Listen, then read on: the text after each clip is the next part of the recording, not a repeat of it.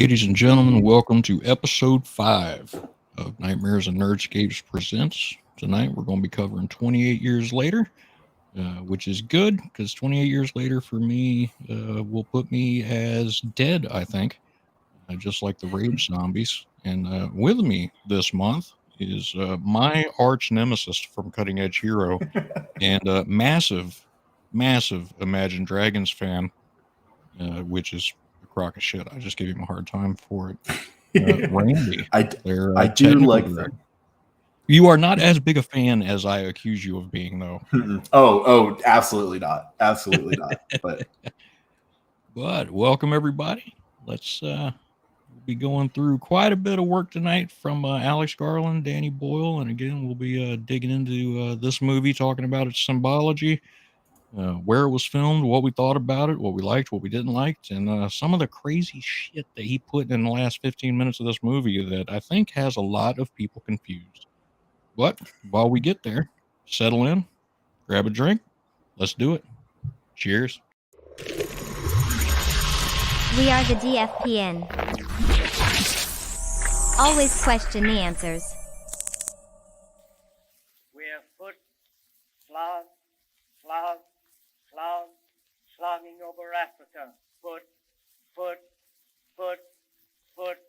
slogging over Africa. Boots, moving up and down again. There's no discharge in the war.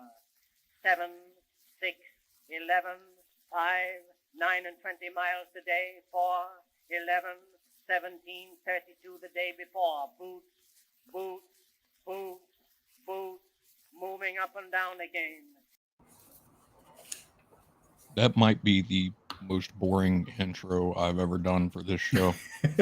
As much as I love that poem, that does not get one hyped. It's definitely no radioactive. That's for sure. It is not. It is not. Yeah, that would have been it's not really radiation, is it? No. I was like, that could fit, but they're not zombies, so. They are zombies. It's canon. They say the word zombie in the film. We'll get there. I don't think I caught that. Yeah, to be fair, it's an army guy who's about to get his head ripped out, but so I don't know that he's thinking straight, but they do call them zombies. Yeah. But so 28 years later, 17 years ago they announced this damn thing. Where were you at 17 years ago? Do I want to know where you were 17 years ago? I was 15. I'm an Imagine Dragons stan, but not a math stan. I was 15 because I'm 32 now. So I was maybe able to draw. Well, no, I definitely had my permit. So I was probably sitting at home being a dork. Gotcha. And had you seen the first 2 movies in the series at that point? Probably not. I probably would have we had DirecTV back in the day.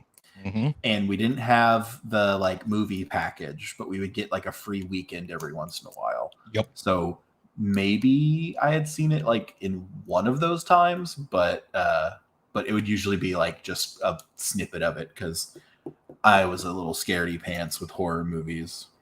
That's fair. I was the same way for a long time. And now I love them for the most part. Some of the gore stuff I'm not a huge fan of, but gotcha. So I was 25. Mm-hmm. So I'm old, is what that establishes.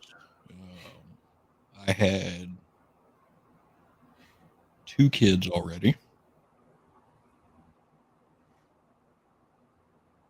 Yeah, I was. Yeah, life was on its way when they announced this movie, and then we waited, yeah, and we never thought it would come. So I was absolutely shocked when they finally gave us a release date for this thing and released the first trailer, which for anybody watching, you may or may not have recognized the poem that was played during the intro, which is Boots by Rudyard Kipling, the gentleman who wrote The Jungle Book, for folks who are fans of Mowgli and Baloo and Shere Khan and Bagheera and all those characters. Not that many of those actually show up in the normal Jungle Book outside of the Disney version of it. But for me, this poem immediately when I saw it laid over the first trailer, I immediately became more interested in this movie than I was 17 years ago, which I don't think the audio track to a trailer has ever hit me that hard. And I know that sounds like hyperbole, but I mean, it put me on my ass, just to be blunt about it. I mean, what were your thoughts about it? I loved it. Like, there's so many trailers that are just like bad or spoil too much, like. But this one, like, it really hit.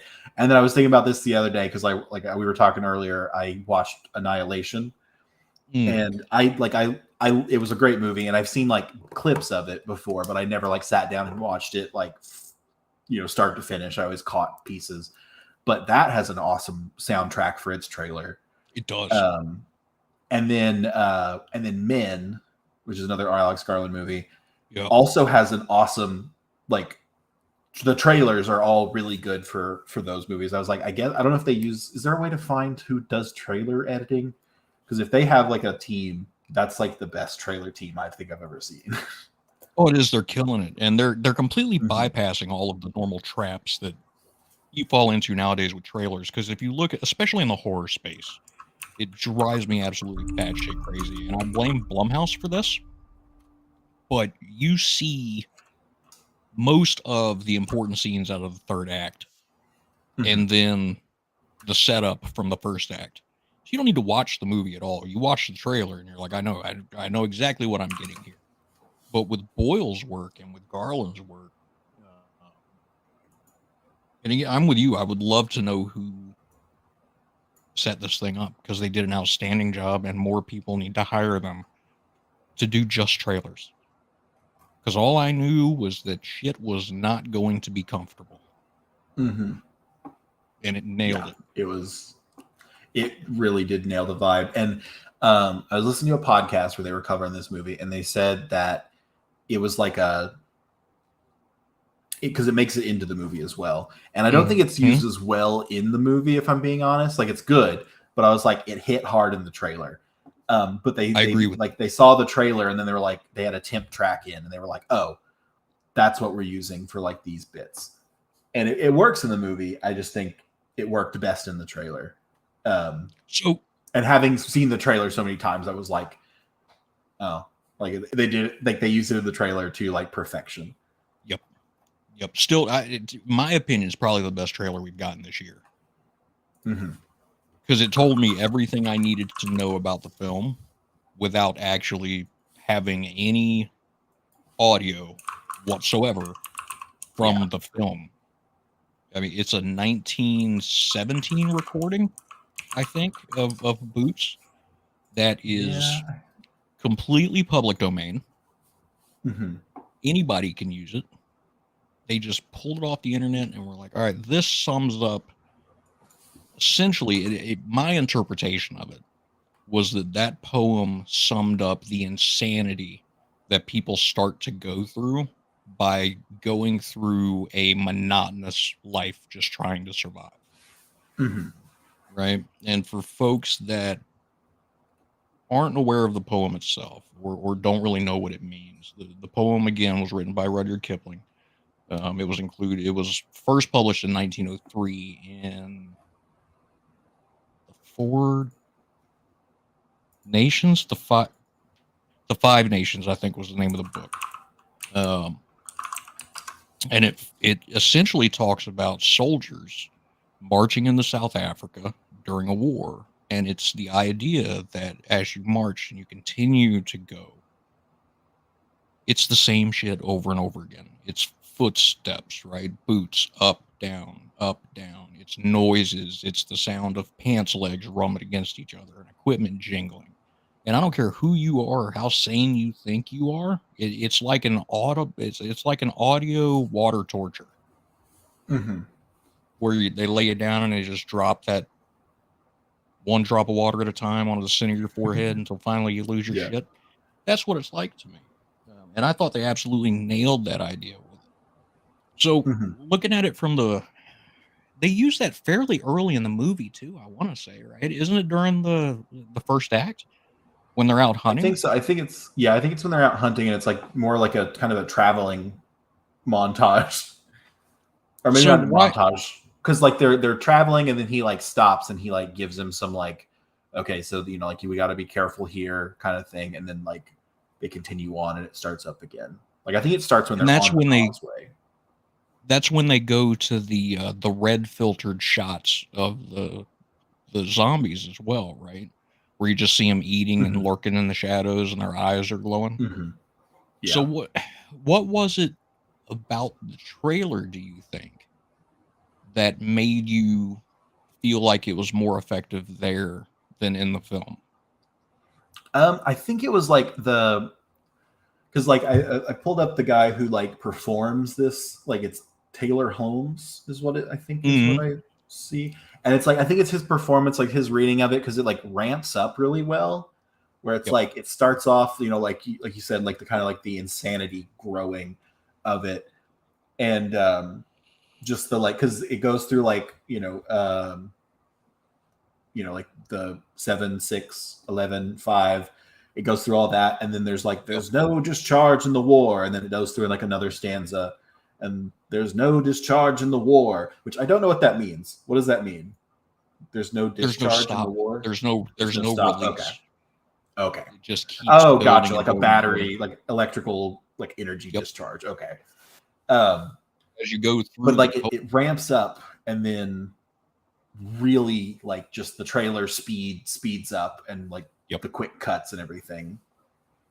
And like when they're traveling, it's like there's cuts and stuff, but it seemed like it seemed like a really slow time to like, which it was like the slower parts of the poem as well. But it just like I really liked where the trailer ramped up and got you like hyped up for like the zombies coming back, basically. Yeah, I think I'm in agreement with you there. It's with the poem itself, and I'll look it up, but Taylor Holmes' reading of it, which is from 1915, not 1917, like I said earlier, is, let me look it up on YouTube here, but I want to say the poem itself is only maybe 2 to 3 minutes long, the way he reads it.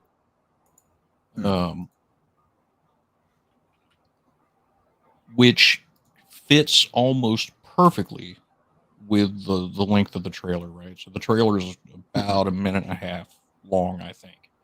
So if you cut out the beginning of Taylor basically explaining what this poem is, it fits really neatly into that story escalation, that tension escalation that takes place in the trailer.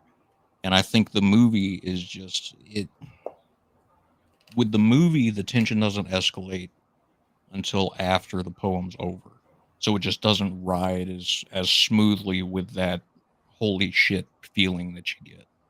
And I wonder too if, and this is where I kind of go back and forth on things, I wonder if exposing us to the poem in the trailer lessened its impact in the film at all. Yeah, I do think that's the case. Like if I heard this for the first time in the movie, it would have hit just as hard as the trailer. But like I said, I've watched that trailer several times. Oh yeah, and I've watched it. Solid. So the movie itself, for those that aren't aware, the plot of this film is very, very straightforward, but it takes place in 3 very, very clear-cut acts with bookends on either end. Right. So starting from the beginning, and spoilers for anybody that's not aware already, all of the monthly episodes of Nightmares and Nerdscapes are spoiler filled. So if you haven't seen this movie or you care anything about going into it blind, which I recommend, it's probably best for you to click off and come back to this later. But so the first, say, 10 minutes of this movie, You start out on a group of kids sitting in what looks to be a living room watching the Teletubbies. And while they're watching the Teletubbies, the mom runs in, sets a baby down, tells Jimmy, the oldest boy, to watch the baby, and then leaves the room, and you just hear noises going on. Now, I knew immediately what was going to happen as soon as she brought that kid in. And I would assume that anybody going into this movie that has seen 28 days or 28 weeks also knew what was going on. So I have to question the intent of that scene. I mean, from your standpoint, what do you think that was doing? Was it serving no purpose but to set up the last 15 minutes of the movie, or do you feel like it played into the storyline of Aaron Taylor Johnson and Jodie Comer and which we'll talk about that did quite a I bit. think it does serve a purpose. I think because it's a new generation, I guess, of people watching this movie because I think it's been like 23 years since the last one, or since the original, or is it the original? Since the original, I think, yeah. So it's like there are kids who have probably, I mean, going into this without seeing the other, well, at least the original, does seem weird. But movies love to do this where it's like hold your hand, kind of, and like Right. say like, oh, this is the world, this is what it was like before, this is how it started. Kind of, I think it's just sort of like a refresher because like the 28 weeks later started not the same way, but like, with like a quiet moment and then boom, they appear and everything. So I think they might have been like, and that was a really effective opening, I thought. So I think it's sort of like the opposite of that, or not the opposite, but like kind of riding on that of let's show them again. Gotcha. Like how it all started. Because like a lot of this movie is quieter than you think it would be. It is, which surprised me. Especially after 28 weeks later. Because 28 weeks later... Sorry. What's that? Sorry, say it again. You were cutting out us for a second. Oh, sorry. I said the whole movie is very, very quiet, especially compared to 28 weeks later, which for me was almost surprising. Sorry, my headset's... Oh, no worries. Not work.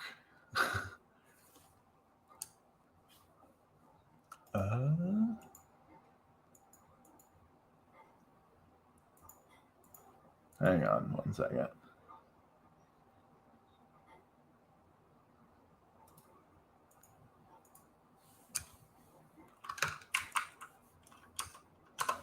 Okay, try again. Can you hear me now? Testing. Sorry, am I... No, you're good. Let's see.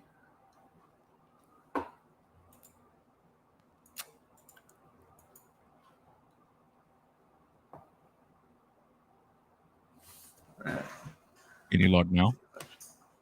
Oh, yep. I was gonna say, I think You got me? Yeah, sorry. Yeah, no worries, man. Using Streamlabs, I always seem to run into at least one issue with my guests. So I think it's about time to hang up Streamlabs and move on to something else. Gotcha.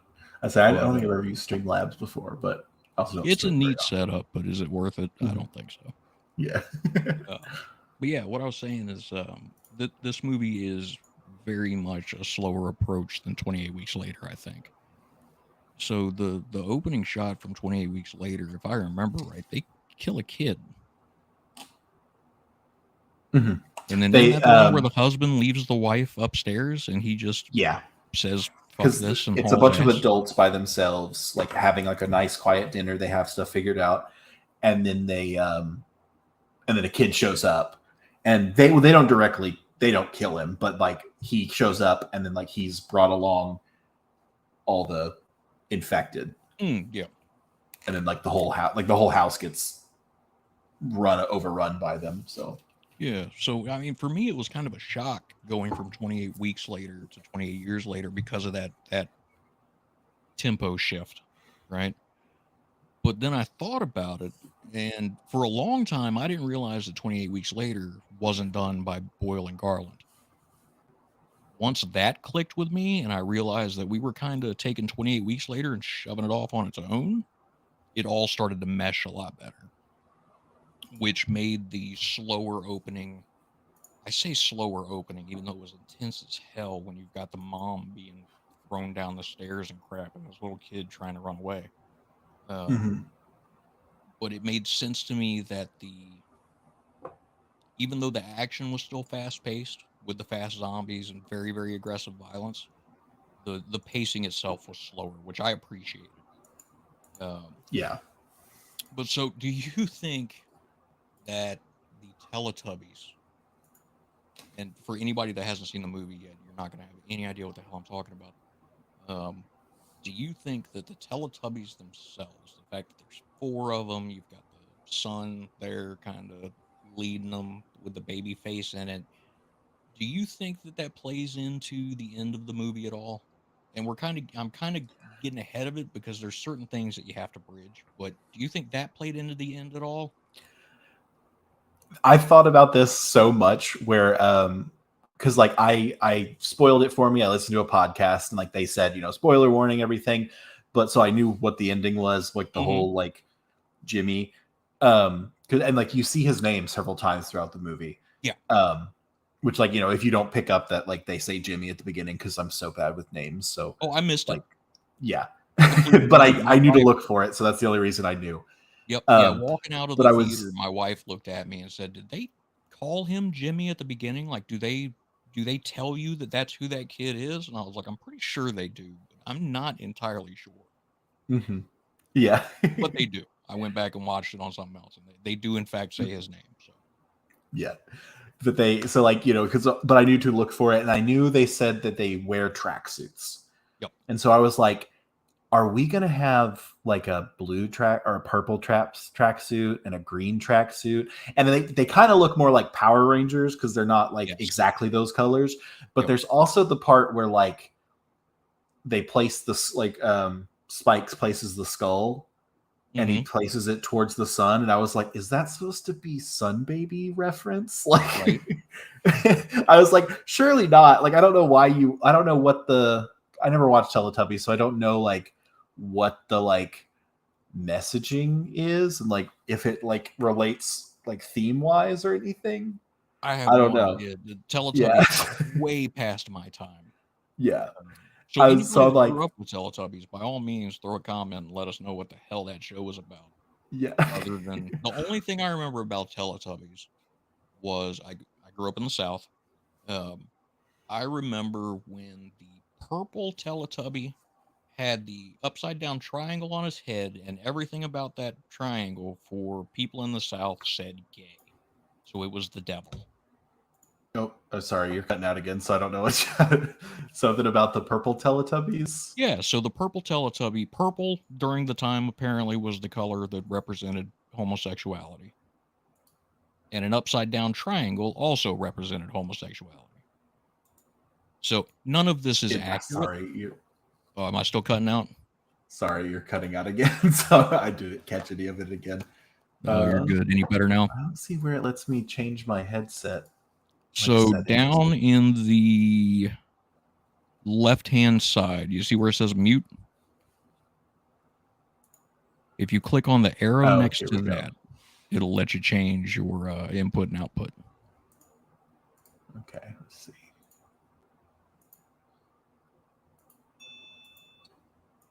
Any better? Yeah, I think I got it. Yeah. Okay. No worries. But yeah, there was a time there where in the South specifically, people thought that the color purple signaled homosexuality and that an upside down triangle also denoted homosexuality. So I just remember specifically the Southern Baptist crowd down in the South saying, kids should not watch Teletubbies because it'll make them gay. That's the only like frame of reference I have for this weird ass show with a baby in the sun. And then like I was wondering if like because he has the cross and it's Mhm. upside and he like has it like upside down now, which like there's that like his father, like he goes to like his father, either his real father or like his like I don't know if his father is also the preacher of the church that he goes to at the beginning, but he's like all for this. Like he's like we're in Revelations, like this is great, like this virus is great.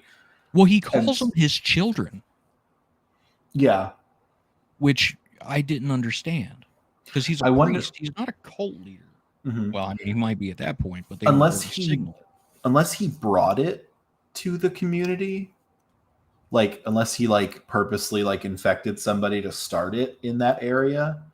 I don't know. didn't think about that. But like like because that could be like what the Boneyard explores or something, but he has the cross and like he gives it to him and then he's wearing it upside down and I was like, do any of the Teletubbies have like a cross that like could be up, which I'm looking at them now, they don't. I don't think they do. Yeah, which I was like So- that like if the Southern Baptists went after the triangle upside down rather than the upside down cross, that would have been wild for them not to hop onto. Didn't they crucify Matthew upside down as a sign Maybe of?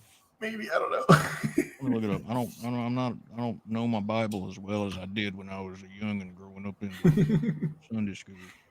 But who did they crucify upside down with Jesus? Peter. Oh, okay. Saint Peter was crucified upside down at his Was- own request. I would say I think that felt was at his unworthy to request. die. Yep. He Yeah. felt unworthy to die in the same manner as Christ. So I guess when he hands Jimmy the cross, it's right side up, right? Mhm. So it had to have been a choice by Jimmy Yeah, to wear it that way. there's still the loop on the bottom, and he has it Yeah. like a new hole drilled in the top.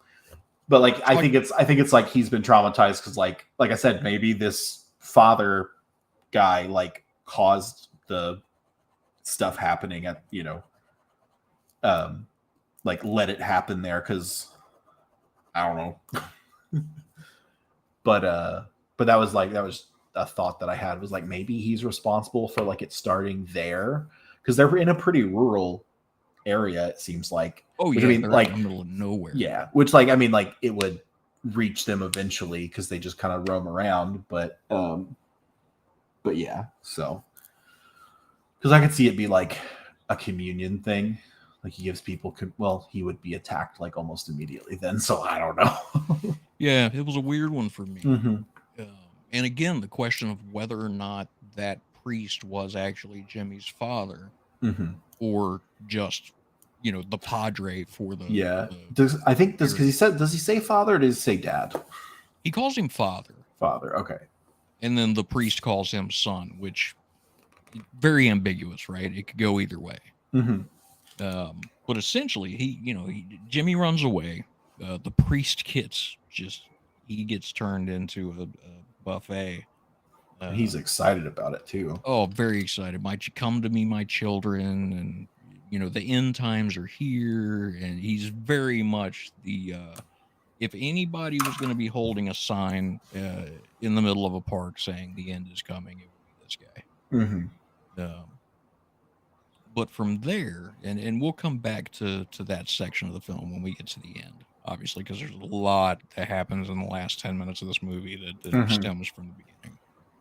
So we transition from there to the main character, which is a young man played by Alfie Williams in his feature film debut.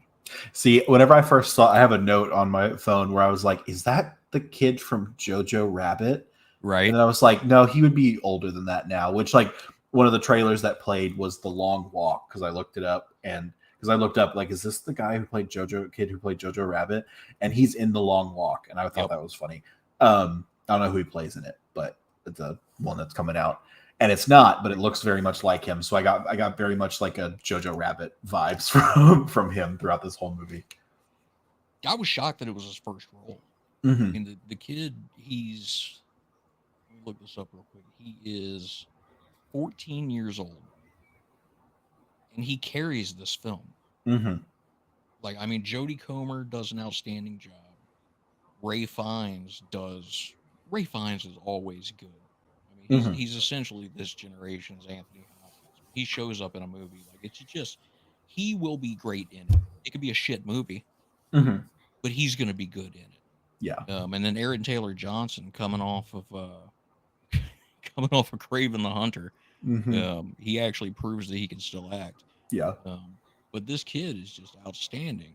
And I didn't realize how good he was until the final conversation with his mom before he leaves with his dad to go hunting for the first time.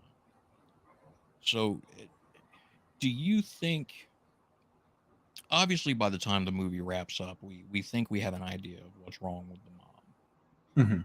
Do you think that it was accurate, the diagnosis, based on her behavior at the beginning? Or do you think that it was a best guess and she was just delusional? Or does that even matter? I think it mostly doesn't matter. They do that so quickly though. Like, you know, like they do it so quickly, and that's like a criticism I've heard, is where it's like it happened, like everything happens really quickly in that. But like, yeah, because that's probably my biggest, like, I don't know about where it's like, I feel like she should have maybe like seen a decline, like as they're traveling or some, I don't know how to do it better. I can say all I want, but I mean, I think it's accurate because like they make it feel accurate, where he, you know, I like the fact that they say, like, he's like, I don't have any diagnostic tools, but from what I can examine, it's this. And like, you know, like I think they do a very good job of like the language of it, is because he even says like, I don't know if it started in your body and has metastasized to your brain, or started in your brain and metastasized to your like lymph nodes and breasts, but like there's lumps there, and like the confusion and stuff, like I guess it's accurate like to my like lack of medical knowledge. And you know, and she even said like, I suspected it, but I didn't know how to tell you or like say it, you know, or you know, whether or not she even could. But so yeah. Do you think the dad knew what it was? Obviously, he knew that she was sick. But. Probably.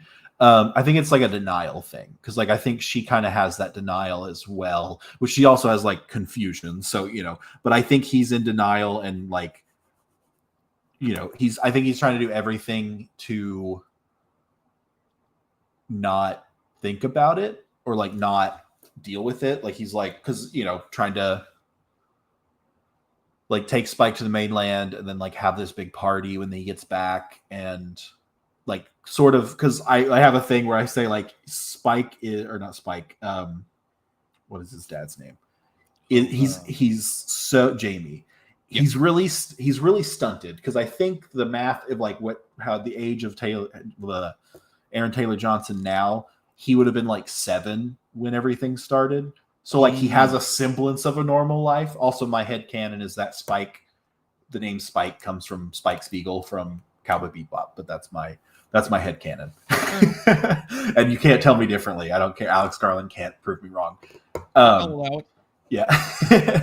But I think he's pretty stunted, because like he's grown up in this world, and he kind of has this like, I mean, I think they all do, because like the alphas, like calling them alphas, which like I guess they're leading a pack of zombies, and then like he says like, oh, I'm not scared, or he's like, are you scared, to his, like he asks his son, like not judging, but like, are you scared? And he says kind of a little bit. He goes, are you? And he's like, I'm not scared. And then like they come across the dead deer, and he's like Spike is like, oh my gosh, like the smell. And he's like, I kind of like it. Like it just seems like kiddish, like broy, like not broy, but like a kid's way of being like, well, I don't think it stinks, like it's fine. And then he finds a frisbee, and like his son finds silverware, and he's like, oh, we have a lot of that, we don't need that, which like fair enough. But he finds a frisbee, and he's like, we're taking the frisbee. Like it's just sort of like little things that he like he grew up like quickly from like 7 years old in the apocalypse. I think he's probably not well equipped to handle like his wife having cancer and like all that entails, and like not being able to do anything about it. So like I think he probably knows, but just doesn't want to deal with it, because how do you deal with it? Well, and that's kind of the question, right? Is it a situation where he's in denial and he doesn't want to face it, or is he actually farther along than she is in that he's accepted it and just moved on? Mm-hmm.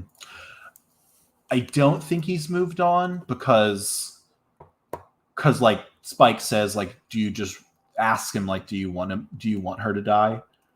Like, or like, if she dies, will you like marry Rosie, like the girl that he like sees him messing around with? And I think I don't know if that's the point, but like he slaps him. Oh yeah, he gets very angry. Yeah. So I'm like, I don't think that's like a I've moved on thing. So I don't think he's moved on. I think he's just like not able to like face what's happening. He's kind of given up. Mm-hmm. Gotcha. Because I looked at it for a long time. I looked at it as him being just over it. Like he knew that his wife was going to be gone. He knew that his legacy was going to be based almost solely on what his son did, because after that point, we don't know what he's accomplished within this community, right? So it felt to me like he was prepping everyone around him for what was coming. He was prepping himself by hanging out with Rosie, prepping his son by blowing his reputation up around the people in the council, right? He didn't get nervous. He didn't miss a shot. He hit him right in the neck, all that stuff. And the boy, I mean, obviously he was honest, but was he honest out of a moral obligation to be honest, or was he being honest out of naivety? Where I kind of fell. That was the one thing that I couldn't really figure out, right? Was he being, did the kid do what he did because he was a good kid, or did he do what he did because he didn't know any better? I think it maybe like the didn't know any better, because like, you know, well, because they even say like his what is the wife's name? I don't think I wrote down her name. I'll look it up. Go ahead. Okay. But she says like he's only 12, or they're usually, or no, maybe it's the town like mayor or whatever. She says like, you know, it's normally 15 when you go out, not 12. Yeah, Isla. Or not his Isla. Wife's name. Oh, right. Yeah, Isla. But like she's upset because he's going out there, and like she calls him like a baby killer. Yep. And a cult. But like several times, I think. But she so she thinks he's too young, which I will say, like, there's a moment, this is jumping ahead a little bit, where you see her kind of like have a lucid moment and kill an infected, and like pretty good at it, like pretty effectively, and has no memory of it, because like none. But I was like, I think a fun movie could be a prequel. Call it like 28 months prior, or I'm kidding, but like a prequel to this, where it's Aaron Taylor Johnson is the main character, because Spike's the main character in this, and Jodie Comer, and like they both go out, because I wonder, because I guess it could be because he wants to take him out and like go like hunting, and I'm like, maybe that's his way of like, because I've talked about this on Cutting Edge Hero, but Freerin is like a wonderful show. There's an episode, I think it's like episode 2 or 3, where you meet Fern, who is like another main character. I don't know have you watched this show? I have not yet. Okay. Don't worry about it. There's a character named Fern, and she is like a little girl that the priests that went on like their grand adventure that they're coming back from at the beginning, you know, like Freerin's immortal elf, her companions were like 2 humans and a dwarf. And she goes to visit the priest because he's like getting older and she wants to see him again. And he has like this little girl that he's like adopted who lost her parents. and it gets kind of dark. Like her home has been like ravaged and whatever, and she's about to like take her own life, like walk off a cliff because she doesn't have anybody and have like she's a little girl. Mm-hmm. And he like kind of doesn't stop her, but like talks to her and says like, oh, you know, like if you remember your family, you know, like it would be a shame for that memory to like die with you if you care about your family, and like talks her out of taking her own life. But she says, you know, like, what do I have? Like, I can't take care of myself. Like I have, you know, I'm basically too young and haven't learned anything. So he's like, he more or less like wants to teach her a skill, and she picks magic. And he says like, there's like this big gorge, and he says like, once you're able to like shoot the hole in this rock across the gorge with your magic, like you'll be a proper mage. Like that's the test. Mm-hmm. And so when Freeren's visiting, the priest is like dying, like he's sick and dying, and he starts to decline, and she comes out there to like see Fern train, and it's just like, you need to come back, and like there's not much time left. And she's like, that's why I have to stay, because there's not much time left. I have to prove that I can take care of myself. Otherwise, him saving me doesn't mean anything. Like if he dies, like I don't want him to regret saving me because I haven't proven that I can take care of myself and I'm like a proper mage. And then she does it. Spoiler alert. But but I wonder if it's like similar to that, where it's like he wants to have Spike prove himself before his wife passes, to be like, see, he's capable, like he's able to do this. Like, but he doesn't really tell her that. Like after they've gone on the hunt, like he doesn't like go back and be like, oh, he did it and he was great. So maybe that's not the case. But I think he's wanting to like establish like Spike as an adult for her before that's sort of a, so that she can go in peace knowing that he'll be okay. Knowing that he'll be okay, kind of thing. That's a long way around of telling that. But yeah, but that could, and I think that would play into the fact if they were both like the hunters, like if she was a hunter before she got sick, like if they were both. That's why I would love to see like a prequel where it's the two of them and they go out to the mainland, because he's the only one we see going out to the mainland to like hunt and stuff. He is, which is weird, right? So when they go through the schoolhouse, when they're kind of giving you the overview of the village, right? You see like 8 or 9 different jobs. Mm-hmm. And Hunter's one of them. But do you even see anybody training to hunt? I think there's a couple kids. There's a couple people kids doing archery. But, yeah, but you never see the other adults doing it, right? Mm-mm. Unless the guy who's like training them is one of them. But there is the flashback when they talk about the doctor, or the crazy doctor that's in the woods. There are like 4 of them. Yeah. So I guess maybe they've passed, or maybe you just go. Maybe it's just like him and Spike are the only ones that go out because it's Spike's parent. But you know, it would seem like they would maybe go out in a group, and let him.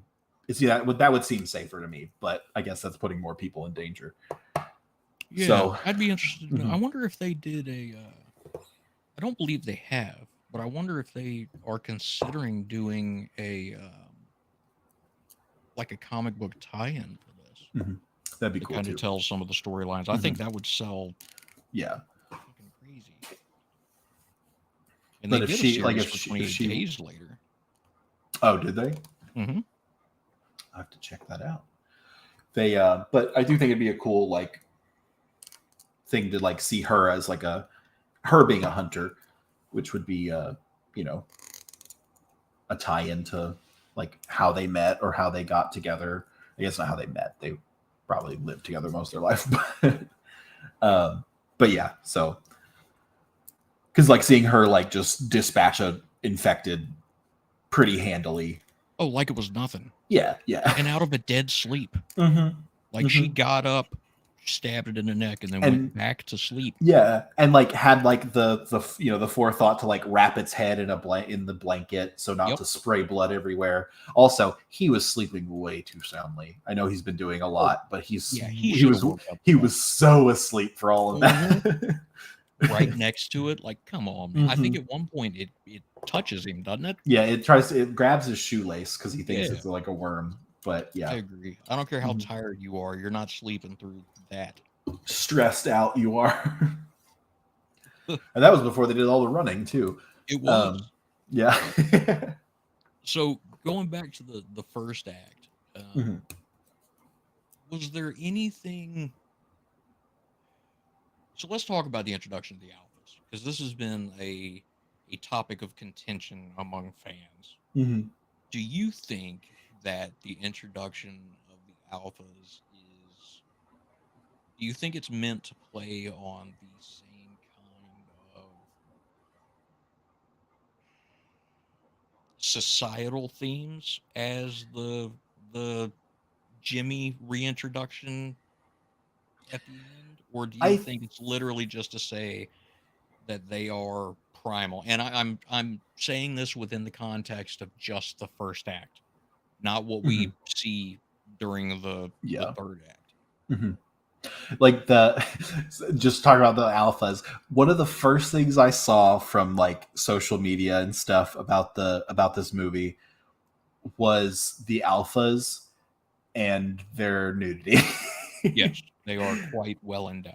Yeah, well, like it was not as dong forward as I thought it was going to be. Like it definitely showed them and didn't hide it, but I was like, Right. oh, okay. Like it's not like just a big old like wide shot of them standing there. No. Like I thought that's fully what it was.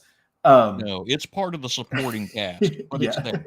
No, I think on a podcast they were talking about someone emailed in and said that their partner works at a company that makes like gender affirming products, like I guess prosthetics and stuff, and they Right. made a bunch of the prosthetics for this movie.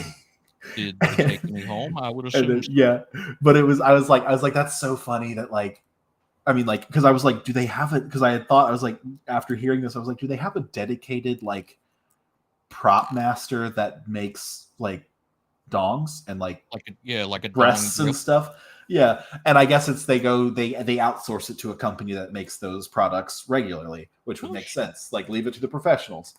So yeah, so I thought that was interesting. But I don't know as far as the like, because like for as far as like Aaron Taylor Johnson's character, he's not like not toxically masculine, but he's also not that much that he's pretty non-toxic, which I was expecting him to be much more like, come on son, don't be a pussy kind of thing, but he really wasn't. He like, no, you know, like he was very like supportive, so I was like, I don't know that it's that, but I guess the Jimmy stuff could be like the hierarchy kind of thing, but I don't know, because I still don't really understand the alphas.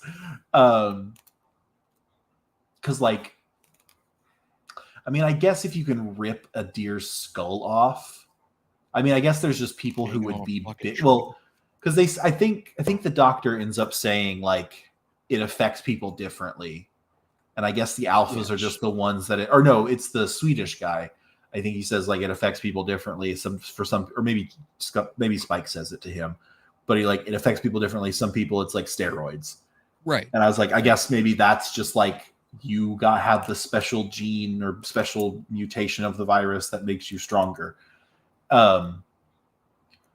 So I guess I guess that's a natural thing of like just some people are like bigger or like have that mentality, because like there's still some like personality behind them all, so a little bit at least. So maybe it's just like that's the type of person they are, or like do they earn it by like killing the deer, ripping the deer's like spine out, and then everybody else gets to eat off of it?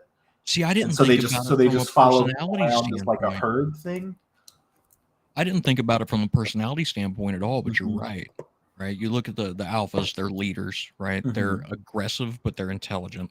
And then you've got everybody else. Well, not everybody else, but the majority, it seems, are followers, right? Who are just aggressive and they do what they need to do to survive. And then you've got the bloaters, or whatever I mean, I don't know. Somebody's trademarked bloaters, I think, and probably Left 4 Dead. Yeah. Who are just lazy and don't want to do shit. Do you it would make sense that would be a carryover from their non-rage infected lives. Mm-hmm. Yeah, I like I said, like it could be like you can rip the spine out of a deer, which there are a lot of. that was kind of cool. That CGI was a little bit wonky, but like, yeah, it was fine. Like it's not like a centerpiece of the movie, so it's whatever. But like if I were hungry and I found somebody who could rip the spine out of a deer, I would probably follow them around. Yeah, and I would probably tag along a little bit. Tag along and like eat the scraps that they don't want. You look like so I don't know if it could just be like out of necessity, be like, or like that they're not like I obey you, but like, but I guess because do they? I don't understand the crow thing. that's where it gets crazy. Where it's like that confused the hell out of me at first. Like he has crow powers. Yeah. So for anybody that's wondering, I mean, I think anybody who's seen the movie knows exactly what we're talking about because it happens twice, right? They see the crows fly over the farmhouse that they're hiding in the attic from, and then the crows show up right before the alpha starts chasing them down the causeway at the end of Act 1. Well, almost to the end of Act 1. Yeah. I was confused by that because if you go back to horror's favorite racist, H.P. Lovecraft, back in the early 1900s, he had put into the horror, not the horror, the Dunwich horror, a magpie legend that basically said that they showed up right before someone died because as their soul left their body, they would attempt to take their soul and hold it, right? They were considered psychopomps. But I'd never heard of anything like that with crows or ravens. Are you aware of any folklore around those bird types? Or anybody watching? Do you guys have any idea what this was a metaphor for? I don't, but like, because I know like in the first movie, I don't remember his name, but the like older man with like his daughter, he gets infected with he gets infected with the like crow, but they're not, the crows themselves aren't infected, right? No, I don't think they can be. Okay, I was gonna say I didn't think so, but they're pecking at something that's like dead and infected. Yeah. And then like the blood, but so I was like, because I was like, maybe they're just like a rage infection, but like I don't, because then I was like, I thought they were gonna like start trying to scratch at them and stuff, but that wouldn't. Yeah, they're not infected, I don't think. But again, is it a thing where like because are like crows or ravens, are they scavengers? They are. Like, do they follow him? Do they follow him around? Because also I'll pick at the carcasses too. Maybe. But I don't know why the roar would like activate them. No, I don't know, but I mean, you can teach. Their crows are pretty smart. Maybe they know like this thing roars at something, we fly at it. Like, we're gonna get food. Is it ravens or crows that you could split their tongue and teach them to talk like a parrot? Oh, I don't know. That's a real thing, by the way. I know it sounds fucked up, but I think I've heard them like mimic, but I didn't know it involves splitting their tongue. Yeah, if you apparently if you split their tongue down the middle, that you can teach them to talk like a parrot. I've never tried this, and I'm pretty sure it's illegal to do it. But just go out there with your gardening shears and start chasing down crows. Right. Hold still, bird. Yeah. Hang on, I want to teach you to talk. But yeah, they swarm and like at his like command or whatever. Not even really at his command. They just fly around them, but like it's very targeted. So again, I don't know. Yeah, so I'm like, I don't know what that means. I don't know if Bone Tower is gonna like answer these questions, but I kind of hope not. Yeah.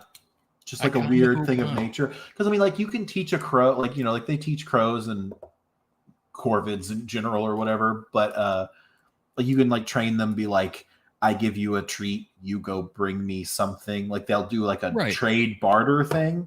So I don't know if that's just over the course of 28 years they learn like when this thing's roaring at something, if we fly around if we stay near it, like we get the food. remaining. Yeah, Yeah, I don't know. Maybe Like just like if that's the thinking behind it. we could also be overanalyzing the shit out of it, though.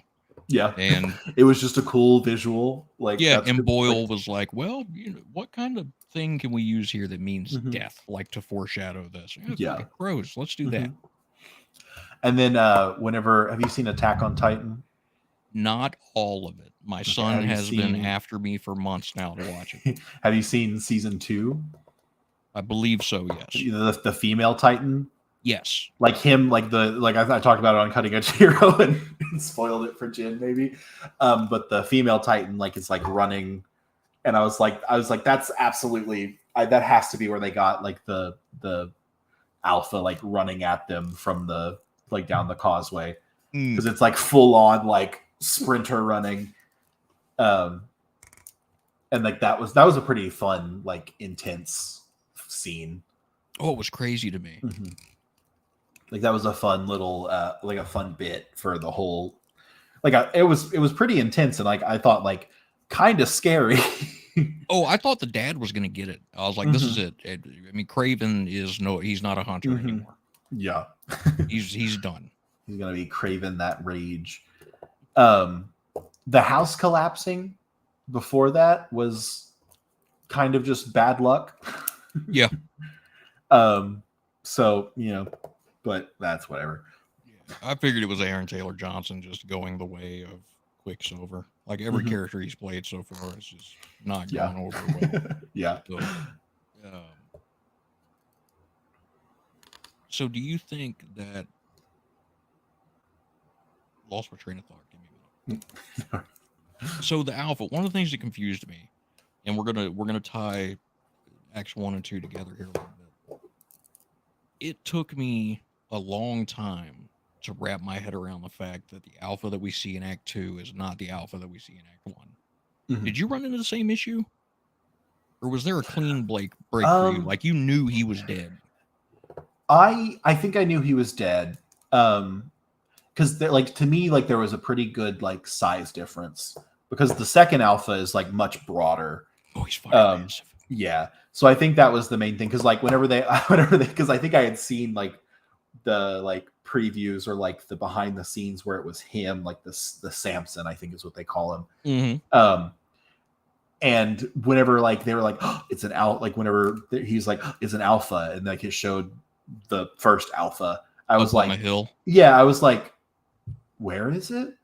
Because from a distance, like he didn't have that like similar from a distance. Yeah, he didn't have like that broad like build like the second one did. So I thought it was just a regular one, and you were gonna see like some like a stomping over the mountain, like or over the hill, like really like something like a mountain, cresting the mountain and be like enormous compared to the one.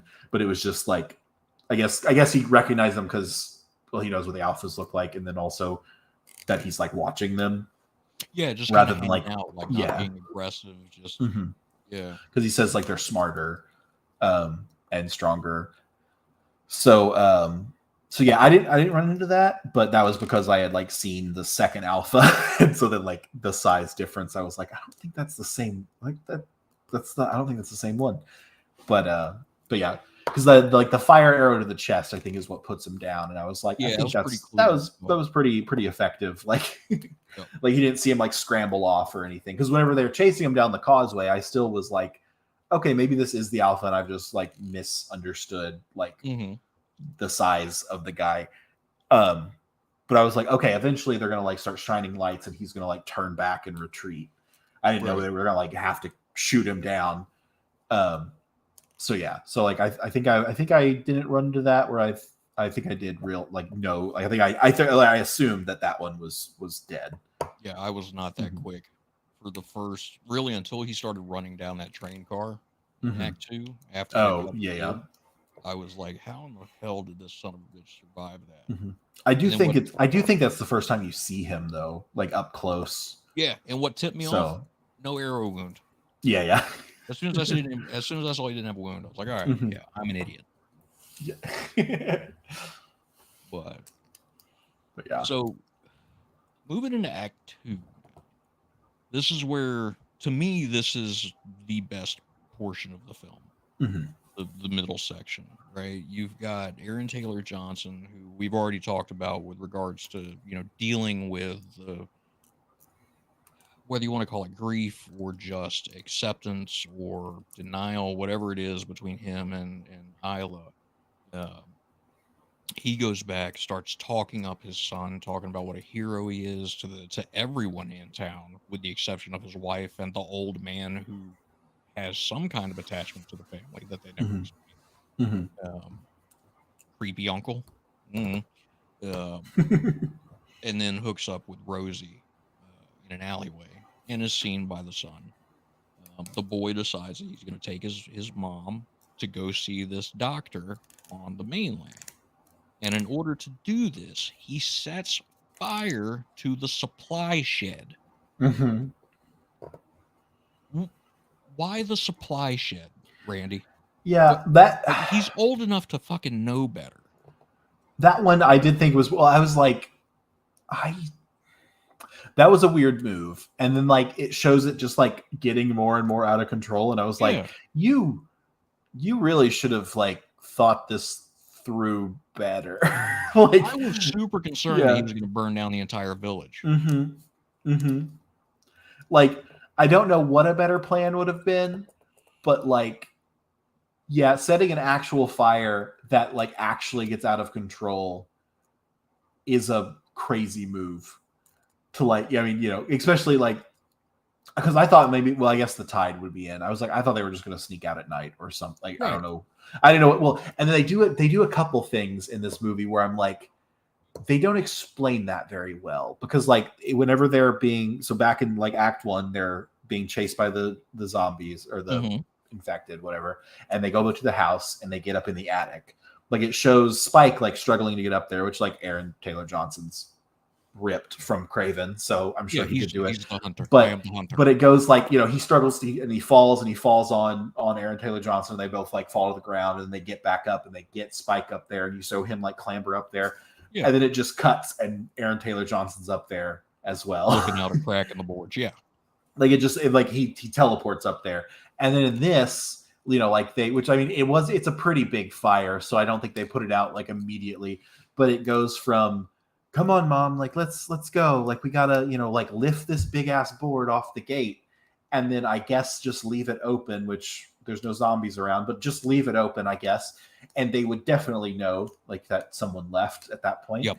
Or see them. But then it just cuts to them like cresting over the hill, like on the mainland, or maybe it shows them on the beach, like, but they're just there, like there's no walking across the causeway, like she never questions like why they're going, which I was like, that might lead to my like theory that she's a hunter, because she doesn't like freak out on the causeway, or like she's not like confused by why they're going out. She asked once, like, where are we going? And she's like, oh, we're going to see a doctor outside.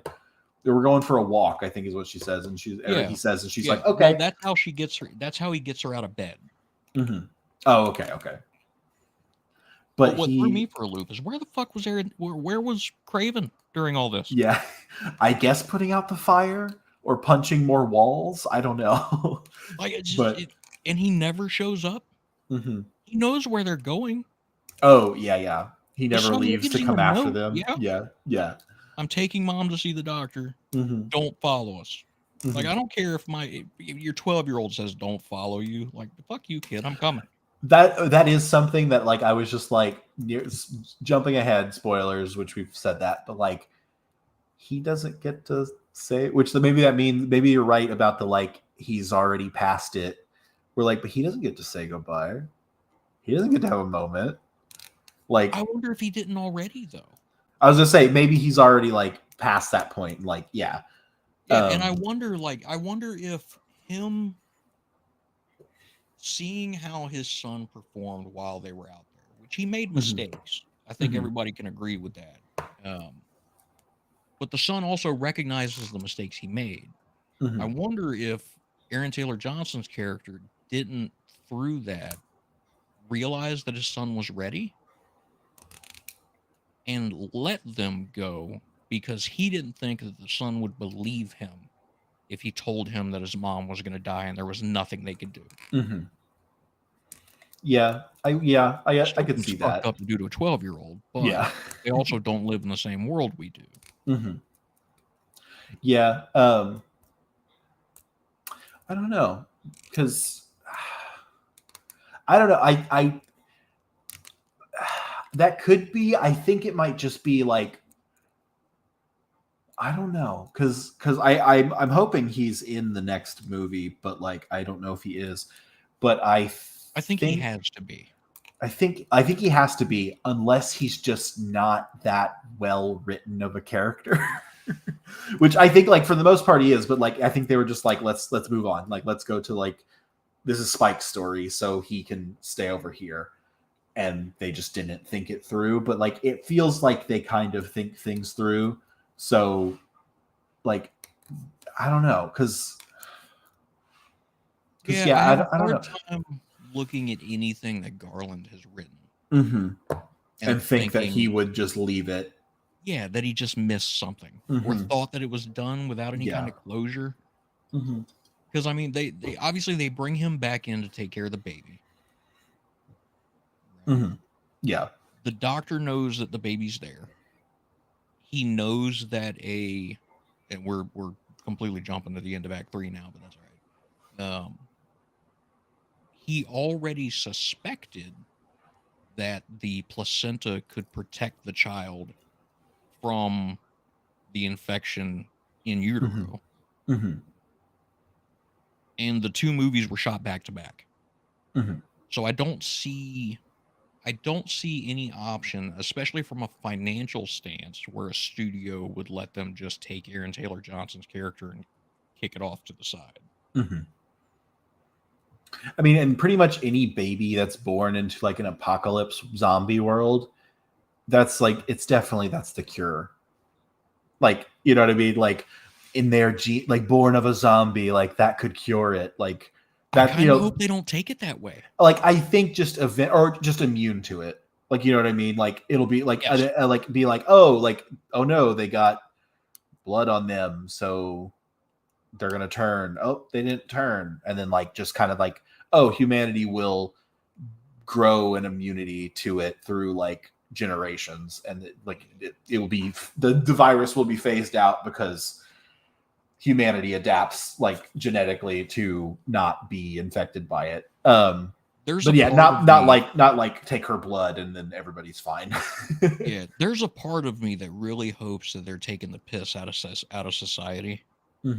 Because you've got, the Teletubbies, and you've got the alpha male running the show, and he's the only one that's allowed to breed, right? Yeah. And then you've got what I think is a Jimmy Savile reference at the end, which we'll get to.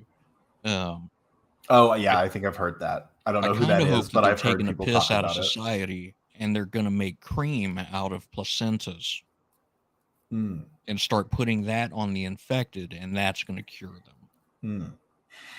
I don't know if you are aware of this trend, but there's been placental skin creams for quite some time now. Which I knew there's like a thing about eating the placenta, but not I didn't know about the creams and the poultices. It's in the makeup world. Fun. It'll make all the infected beautiful. There are no wrinkles. They'll still bite the shit out of you. Yeah. That one that pops out of the grass and is like really emaciated. He'll just look so good after that. He'll look like Cillian Murphy, like everybody thought that he was. So apparently that's the same guy that played Sloth in 7. Oh, really? A little bit of trivia for folks. The emaciated guy in 7 is the emaciated infected in 28 years later. He's got a little typecasting going there. He is. He's like an anorexic Doug Jones.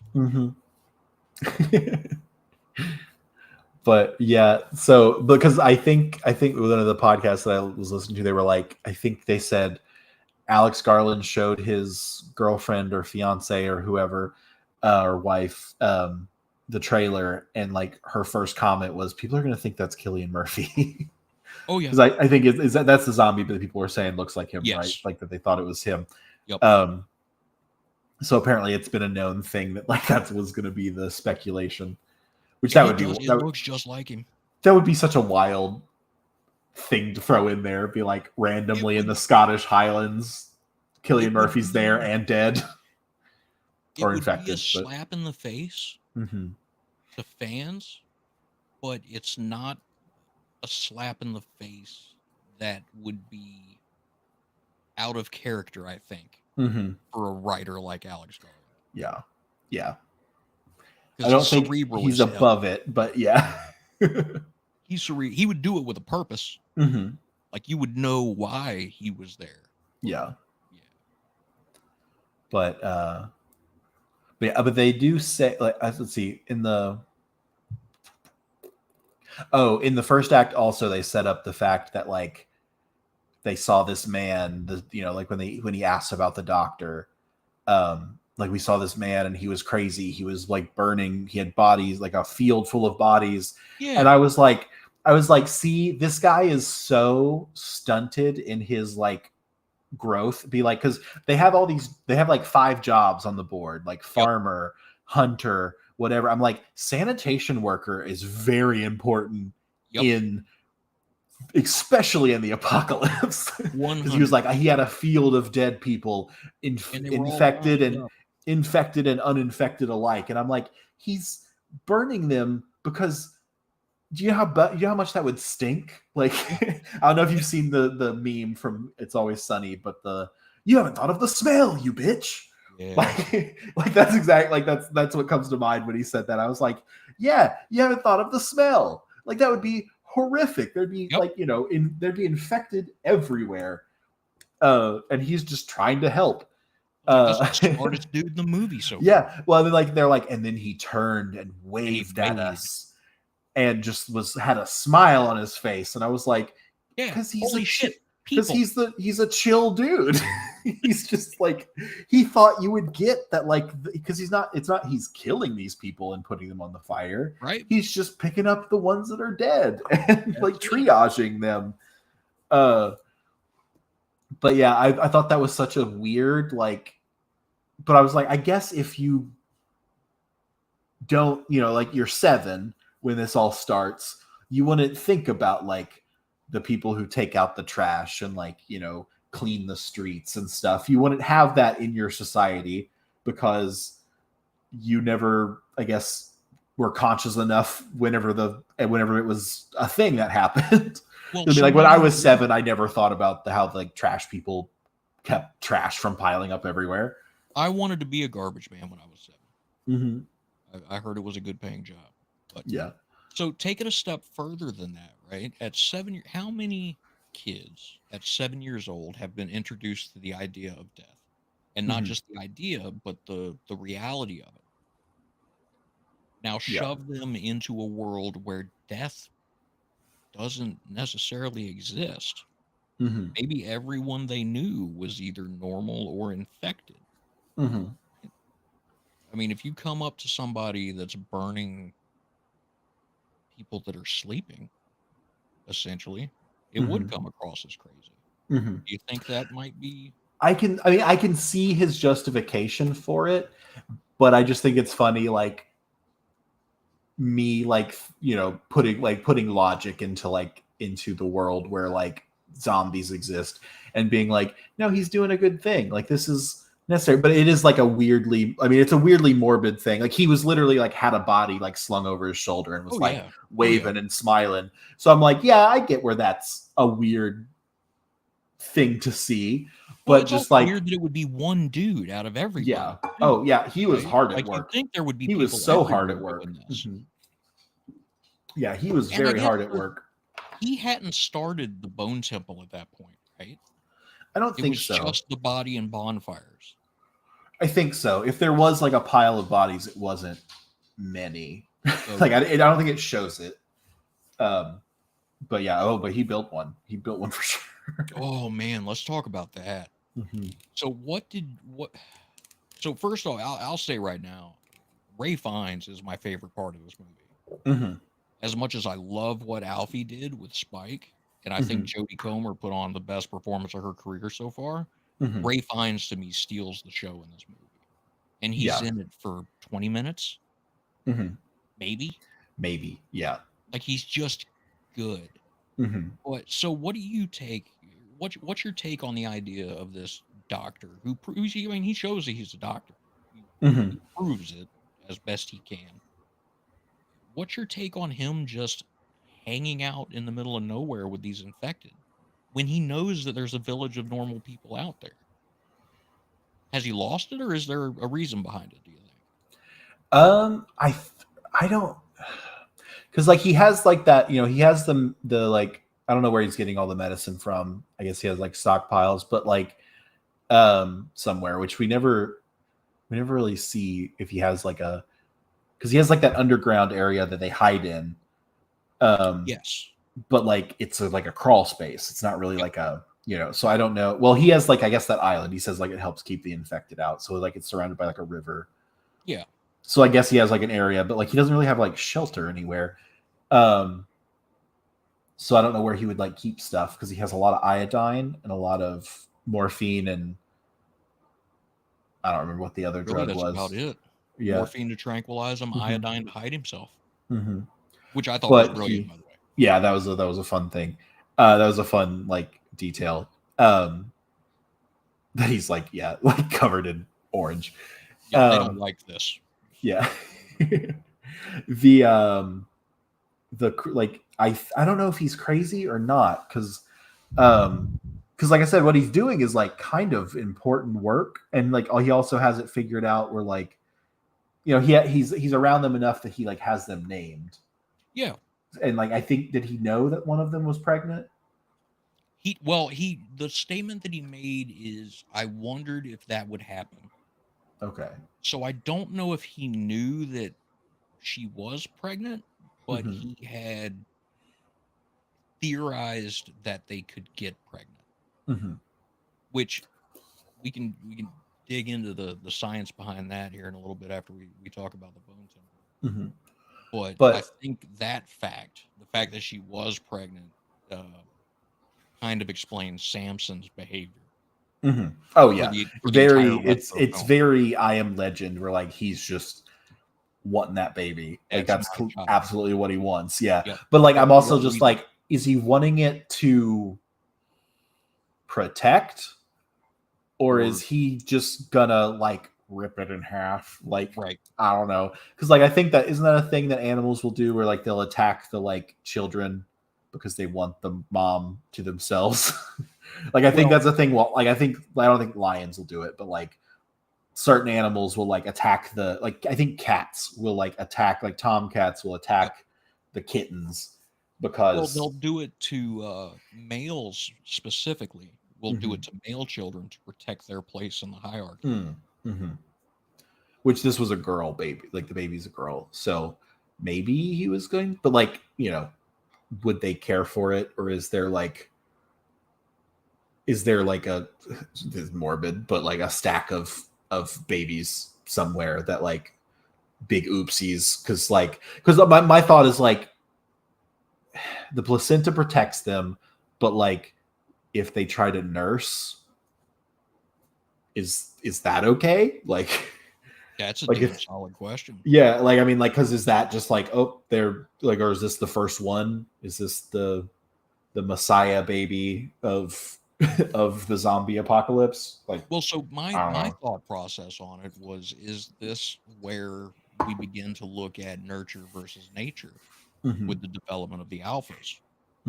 Right? Are the alphas all, because I'll say that there are noticeable similarities when it comes to the appearance of alphas.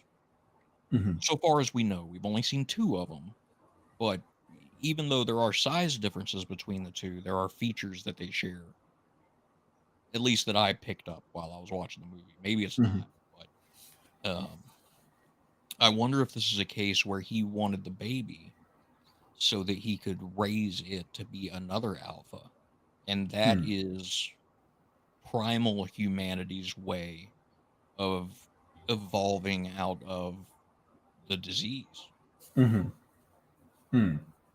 Yeah. Okay, I could see that. I mean, yeah, we're like reach, man, and we're talking it would have to take. It would be another 28 years later, Mm-hmm. minimum. Yeah, because I don't know, because like he says, like, oh, water can keep the baby alive for a few days, but like it needs like milk, Yeah, to like grow and stuff. Um, so I don't know. I mean, because like I'm like I don't think it would have made, unless I don't know, unless maybe in the Bone Temple we'll find out that there's a lot of like pregnant ladies that like could take care, like have that, because like because the scene where she's giving birth and Isla takes the infected woman's hand, and like she lets that happen, and they're able to like give birth and like cut the umbilical cord without her like attacking them. Yeah. So I mean maybe there is like a mindset of like nurture that, or like you know what I'm saying, like the and that like the instincts to keep this thing alive even though you have this rage virus.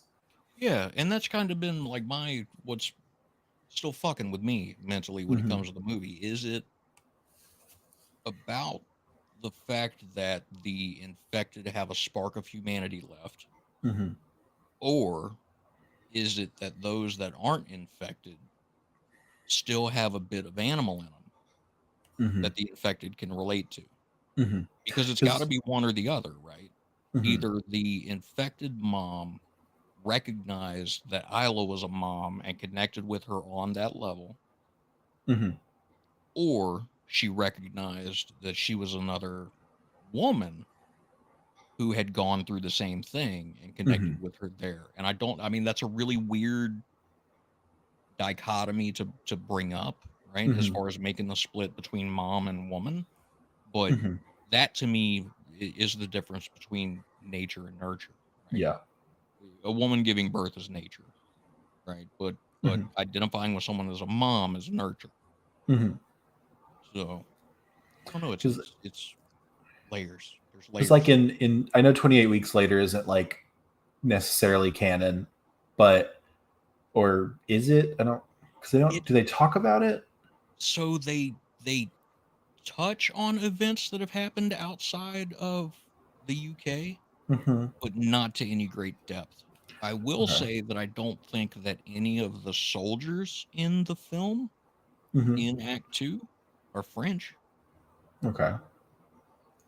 Because I know, because in that movie, like, the mom is it heterochromia? Yeah. And like the son is, and it's been a while. Does the son get infected at the end? But like only one of his eyes turns like raged. Yeah. Or like I think the mom too, but like the mom is like, when they find the mom, she's not like fully like herself. Right. Like she has like, she recognizes her son, and like there's that moment where like I think she hugs him, and we're like, ooh, like, no, I don't know if that's okay. And like, but she just hugs him. She doesn't like attack him. But like she has like that twitchy, like the jerkiness of some of them, but not like fully out of control. So I'm like, does the virus like affect people differently? Like, because she's not infected. She's not like mindless rage zombie, but she's also not like normal herself that we had seen before. So I don't know if like,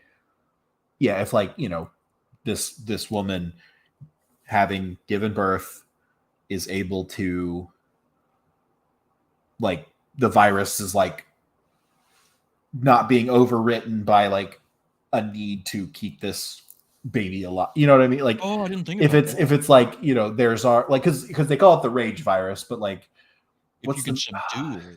Yeah, there's a movie, emotion, right? There's another horror movie. I can't think of what it has Margot Robbie, Samara Weaving, and Stephen Yeun, and Mayhem, and like that's like a very similar like rage virus, where it's like it takes away your inhibitions, where you're just like, if you want to kill someone, you do it. Like you're not like you don't stop yourself, and it's very rage virus-esque in very creative ways. Yeah, and like so I'm like, is it similar to that where like the initial infection is like this crazy mindless thing, and like how like if you have a fever it can cause like brain damage or like like high like is that kind of what this is, where it's like the virus isn't exactly like has burnt out in their body, but like they're still just like this, they're not there's nothing left like mentally, like they're just like going on instinct. So well, I mean, I guess it's not, the virus couldn't be burnt out because they still infect people, but yeah, but they could reach a point where they're just carriers. Yeah, I guess. But it's like, so are they just like not necessarily raging, because like the bloated ones that are like crawling on the ground, they're not really that angry. Yeah, they're pretty calm. Like they're just looking for grubs and worms and stuff.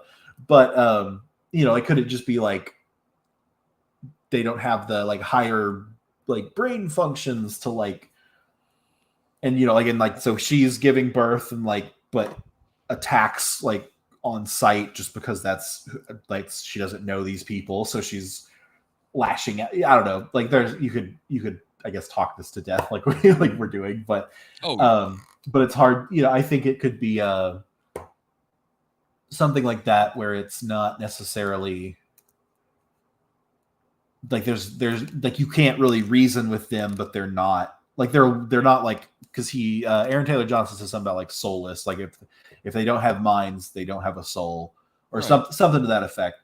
Like if they're infected, you lose your mind. If you don't have your mind, you don't have your soul, which then is kind of like, what about your wife? She has moments of like where she's, and I guess that could be like what he's referring to is like her mind is going, so like he no longer has a wife because she's already gone in his eyes, which would go to what you're saying. But like that could be the slap spits in the face of that. I keep going back to that hypothesis now, and it doesn't add up. But because like you can say one thing and not fully believe it.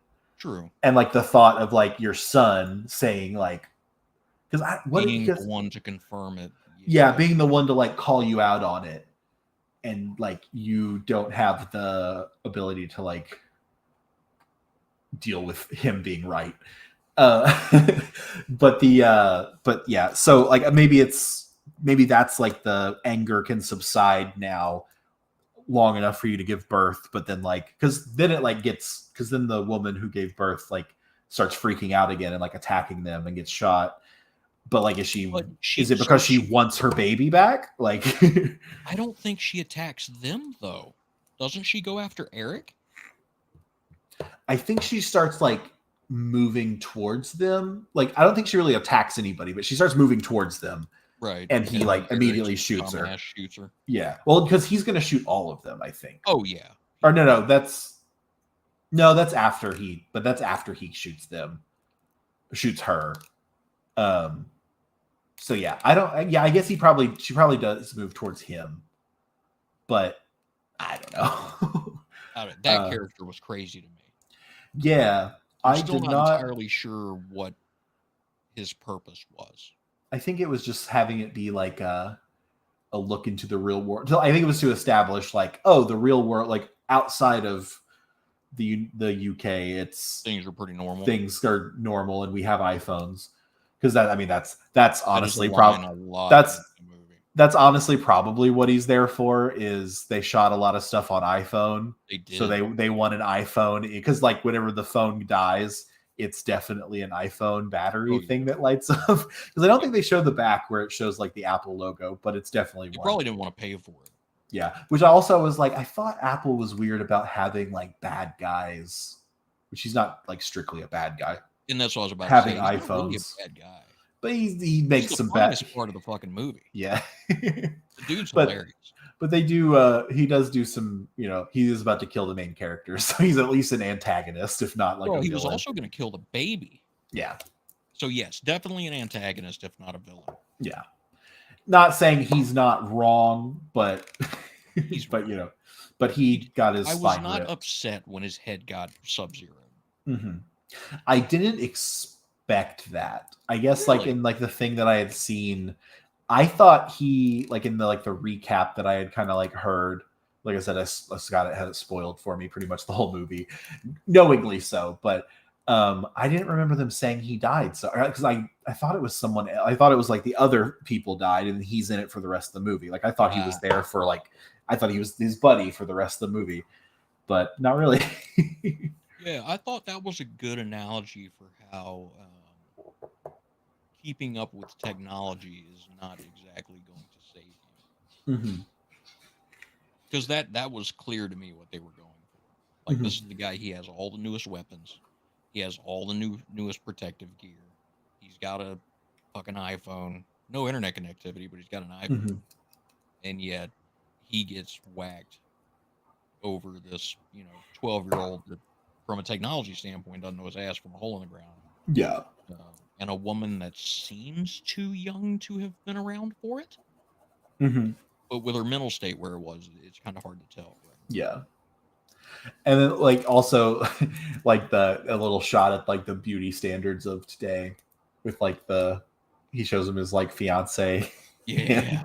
And he's like, what's wrong with her face? Yeah, we have someone on our village that is allergic to shellfish and her face does that. She gets stung? Yeah. that was a fun little moment. She's a model. Yeah. Which it is like, and like, and they have that moment of like where he's like, oh well, like an Uber driver or a delivery driver, and then he's like, what is that? Like he would probably have context for it, but like what a driver is. And then like he says like, oh, online, like on the internet, and he has no context for that. And like it's sort of, I think he's just supposed to be like the establishing that like the rest of the world is like advanced enough. Is continuing on as if nothing fucking happened. Mm-hmm. Because if I remember right, he's not even supposed to be there.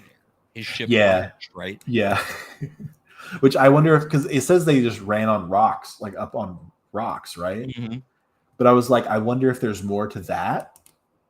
Like he assumes that that's what happened, but like, did something else happen? I don't know that we'll see anything out of that. Because like, because my thought is like, how did these guys at the end of the movie get pristine tracksuits? Like, I mean, you could have them, but like, question. I was like, are they like maybe trying to like raid these ships as they come by? Like, and that's just a random thought that like maybe they're like sneaking onto ships and like taking supplies and stuff. Think about that. Because I mean, there's a lot you can do with this. Because like, if there's patrolling like around the island 24/7, or like, do you have connections where like these guys can smuggle stuff in for you? Yeah. And like, what do you have to offer them? But like, I don't know what you would have to offer like them. But like, if somebody's taking pity on them and giving them stuff from the outside world, I don't see how you could take pity on those fucking weird. Yeah, like they made me more nervous than the rage zombies did. Like, so all right, so back to the Bone Temple thing and Ray finds. Which is where we headed down before we got on the tangent. What were your thoughts on the Bone Temple itself and the reasoning behind why Ray finds built it? Like a little much, or I think it's maybe a little much, but like it is like a interesting like monument. But also, I just had this thought: you would eventually run out of shovels. Yes. Or not want to dig the holes. Like, like it could just be a practical run out of holes. It could just be a practical standpoint where it's like, I can't dig enough holes to put all these bodies in. So bone pillars it is. Like, so let me throw the dark theory at you. He doesn't have anybody scavenging for him. And the only part that he keeps is the head. And we know that he pressure cooks it off. Mm-hmm. I'll throw that out there and leave it where it is, and people can interpret that statement however they would like. He seemed to be eating well. But again, there are a bajillion deer. There are a lot of deer. They have So taken back their place on the which was a cool like thing of, you know, like when the COVID hit, like dolphins were in the bays a lot, and like, you know, like how fast they can like move into like, you know, and not necessarily repopulate, but this is 28 years, but like how quickly, you know, they'll start moving in on our territory, which was at one point their territory, so they're welcome to it. But there's a line in speaking of, we were talking before we went live about, I went and saw Jurassic World Rebirth tonight. And there's a line in there about when nature is done with us, it will shake us off like we never existed. It's the same kind of thing. Like it just, it'll move right back in. Yeah. Well, I mean, like all the, again, 28 years, but like all the like houses that are just full. Oh, well, like, I guess maybe I'm thinking of Annihilation actually. But where like the houses are just covered in like plants, which that is Annihilation, which like there were overgrown houses in this movie, but I'm thinking about Annihilation for the visual I'm thinking of. That would, it's a very good one to talk about.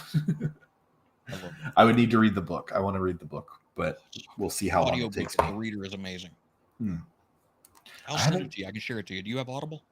I had it. I don't think I have a subscription right now, but I got it, and then I cancel and get back subscriptions a lot. So let me just, I might be able to share that one. I say, yeah, I don't know if I can, like, I still have access to like the books that I did get, so maybe I can still have them shared. But we'll plan an Annihilation episode. Yeah, I interrupted. I apologize. No, you're good. I think I have a lot to say about Alex Garland's movies, because I have things to say about Men as well. Men is the only one that I don't have a damn thing to say about. It is like my biggest issue with that, like going off on another tangent.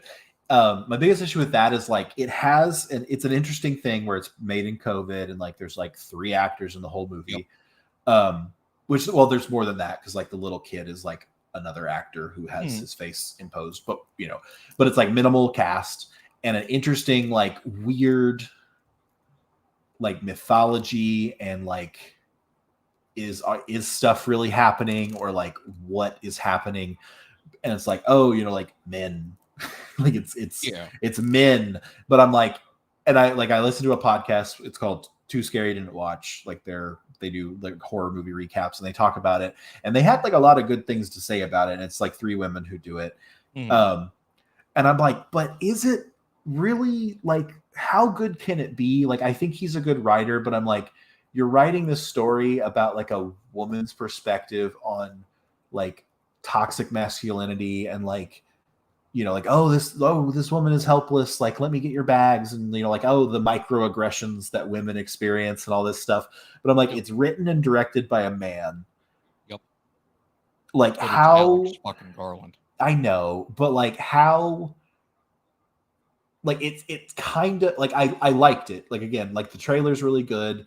The like the music that they put with it, with like her little, like when she's in the underpass where like she sings, and like so she does like the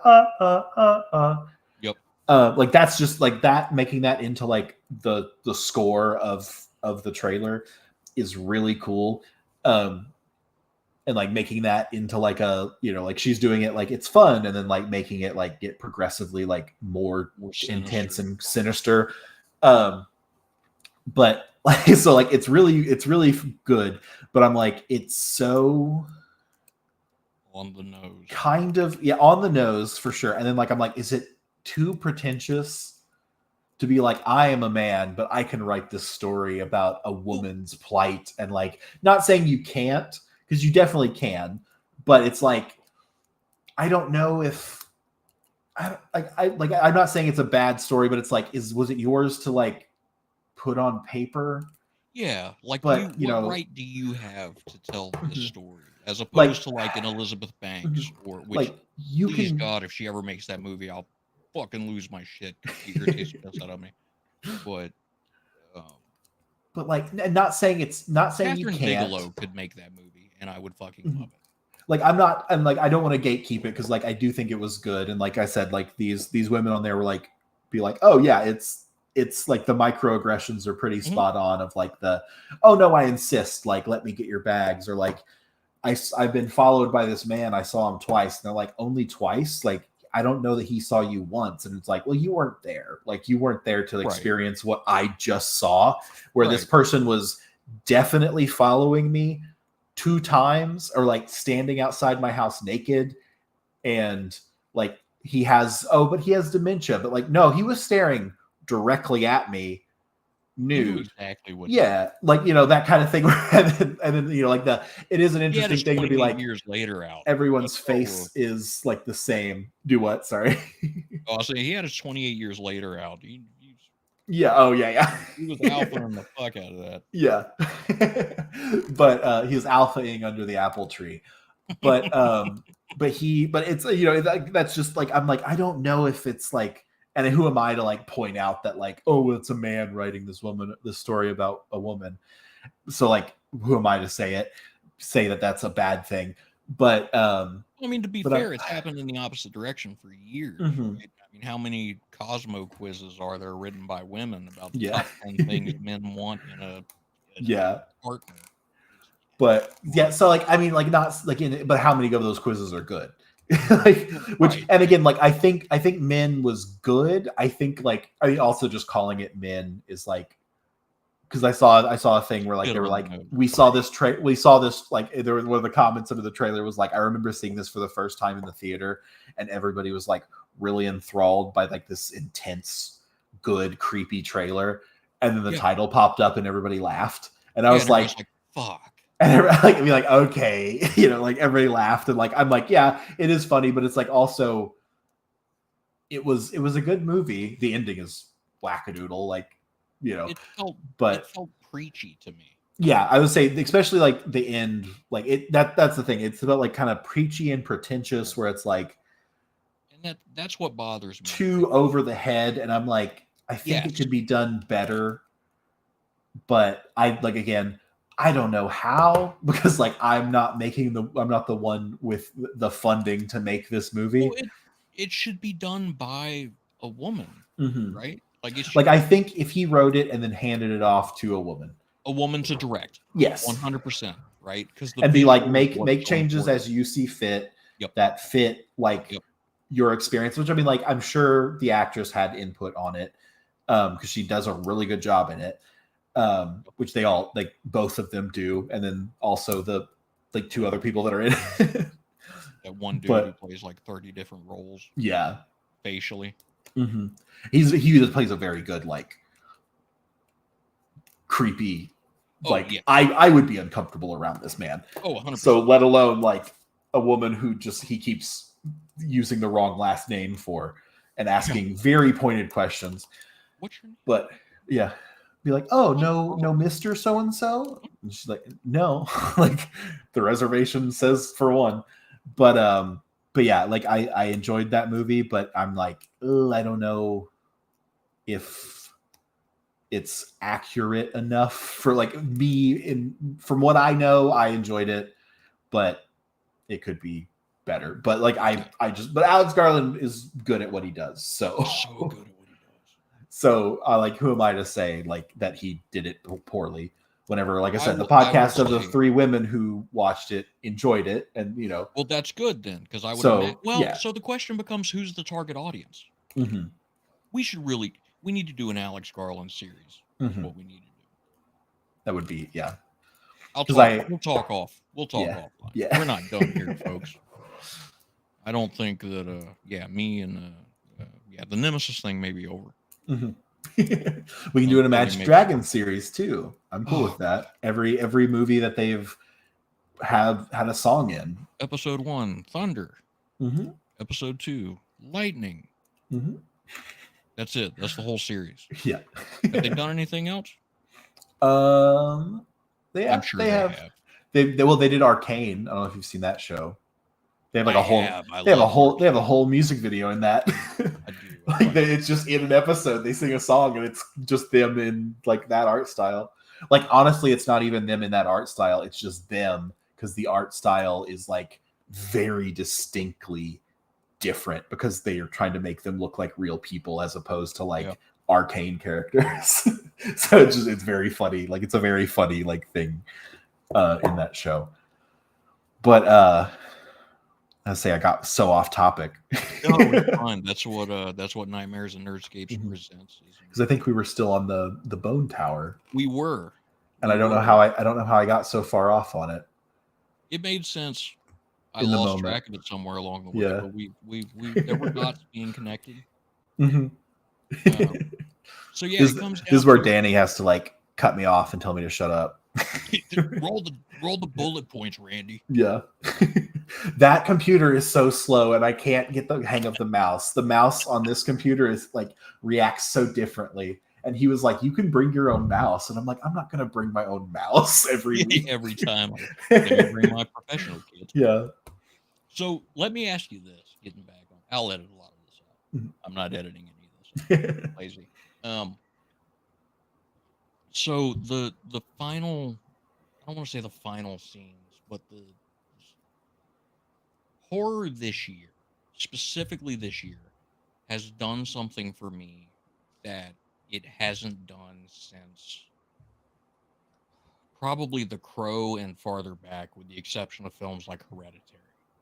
Right? This year, between The Wolfman and Sinners and 28 years later, it has put me on my ass emotionally.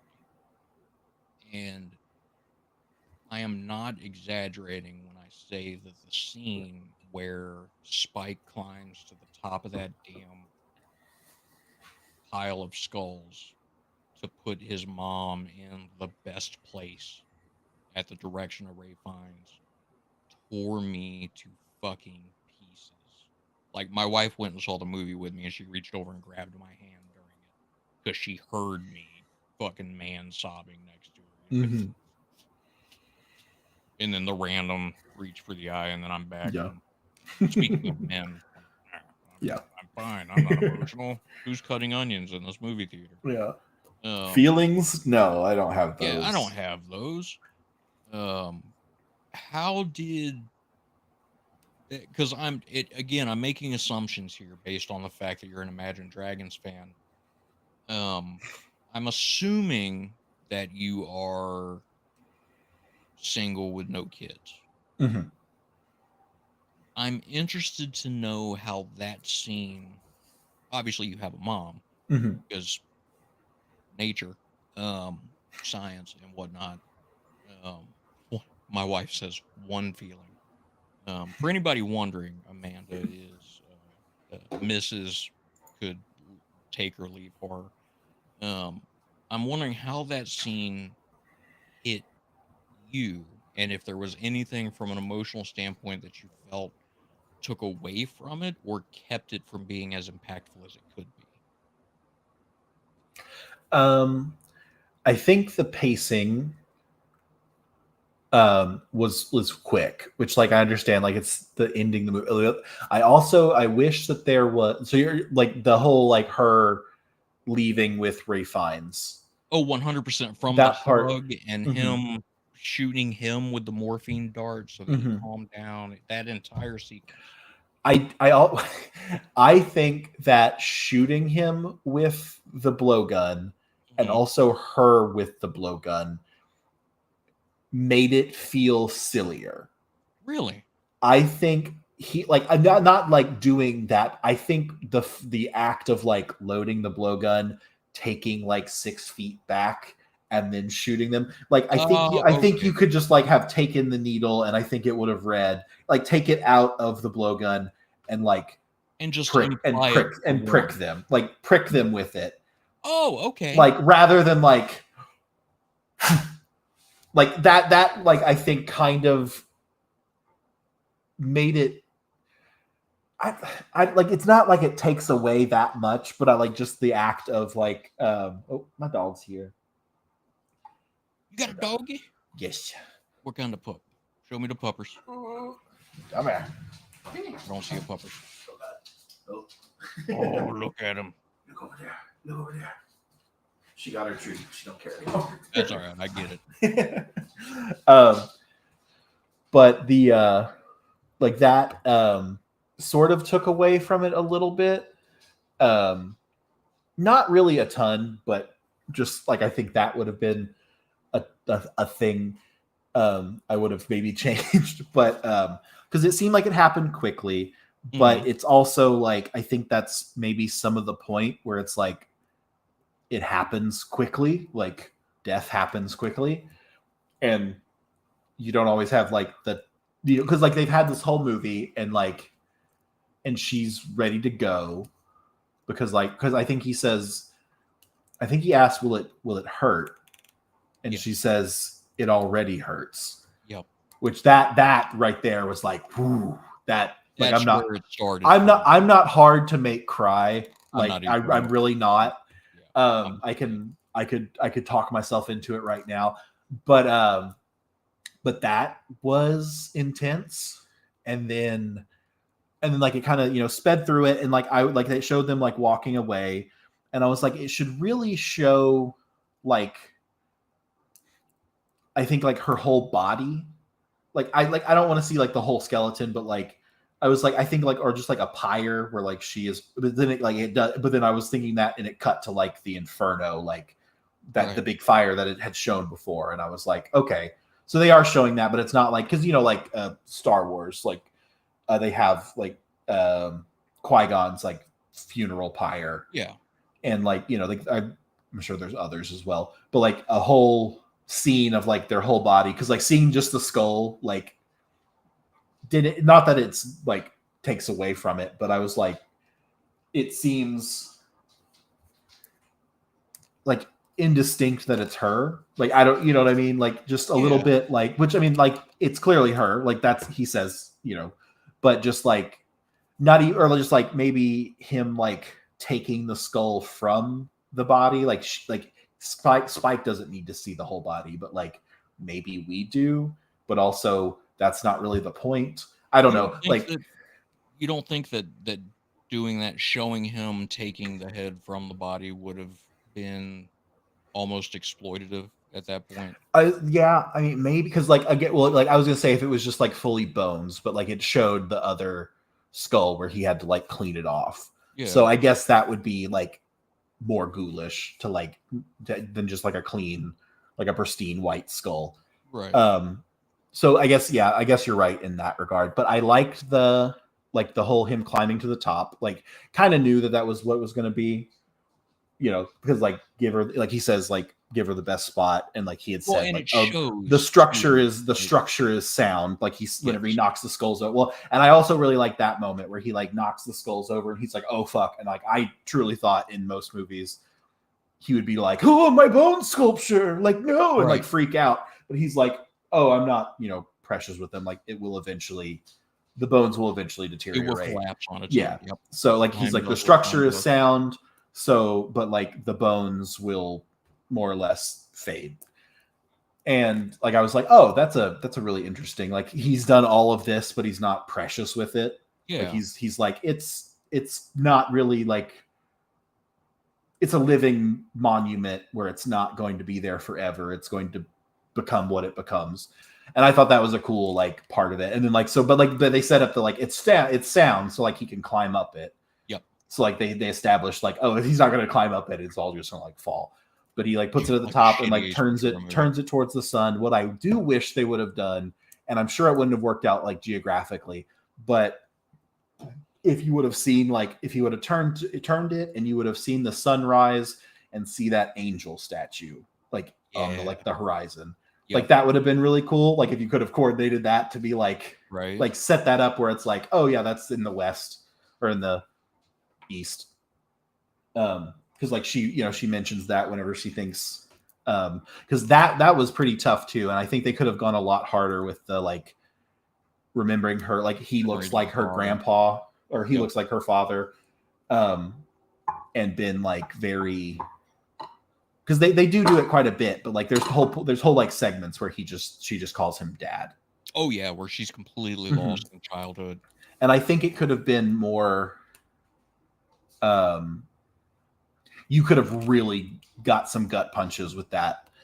You could have, but I wonder if that wouldn't have taken away from the impact of her relationship with Spike. If you were to focus too much on the son. And that's actually why I'm glad they killed off Eric, because I think looking at it from if you had Eric involved in any of those scenes, just the nature of, I mean, just him being there would have lessened the blow. Oh, yeah. I am glad that he's in it for the time that he is. So now let me give you the opposite view, because I thought the pacing was perfect, and here's why. So I thought that the idea of not just pricking them with the needle, but using the blow dart, right, removed the doctor, in that it showed that the choices that they made were their own, and primarily hers. Everything that happened in that sequence was based on her choices. Right? She nods at him to let him know that he should go ahead and hit the boy with the dart so that he'd relax. Oh, I do agree with that. Like her nodding to do it. Yep. And then her going out and then nodding to the doctor like, all right, it's time. So he loads the dart and goes. I think it also served another purpose, in that you live with the memory of those who are gone.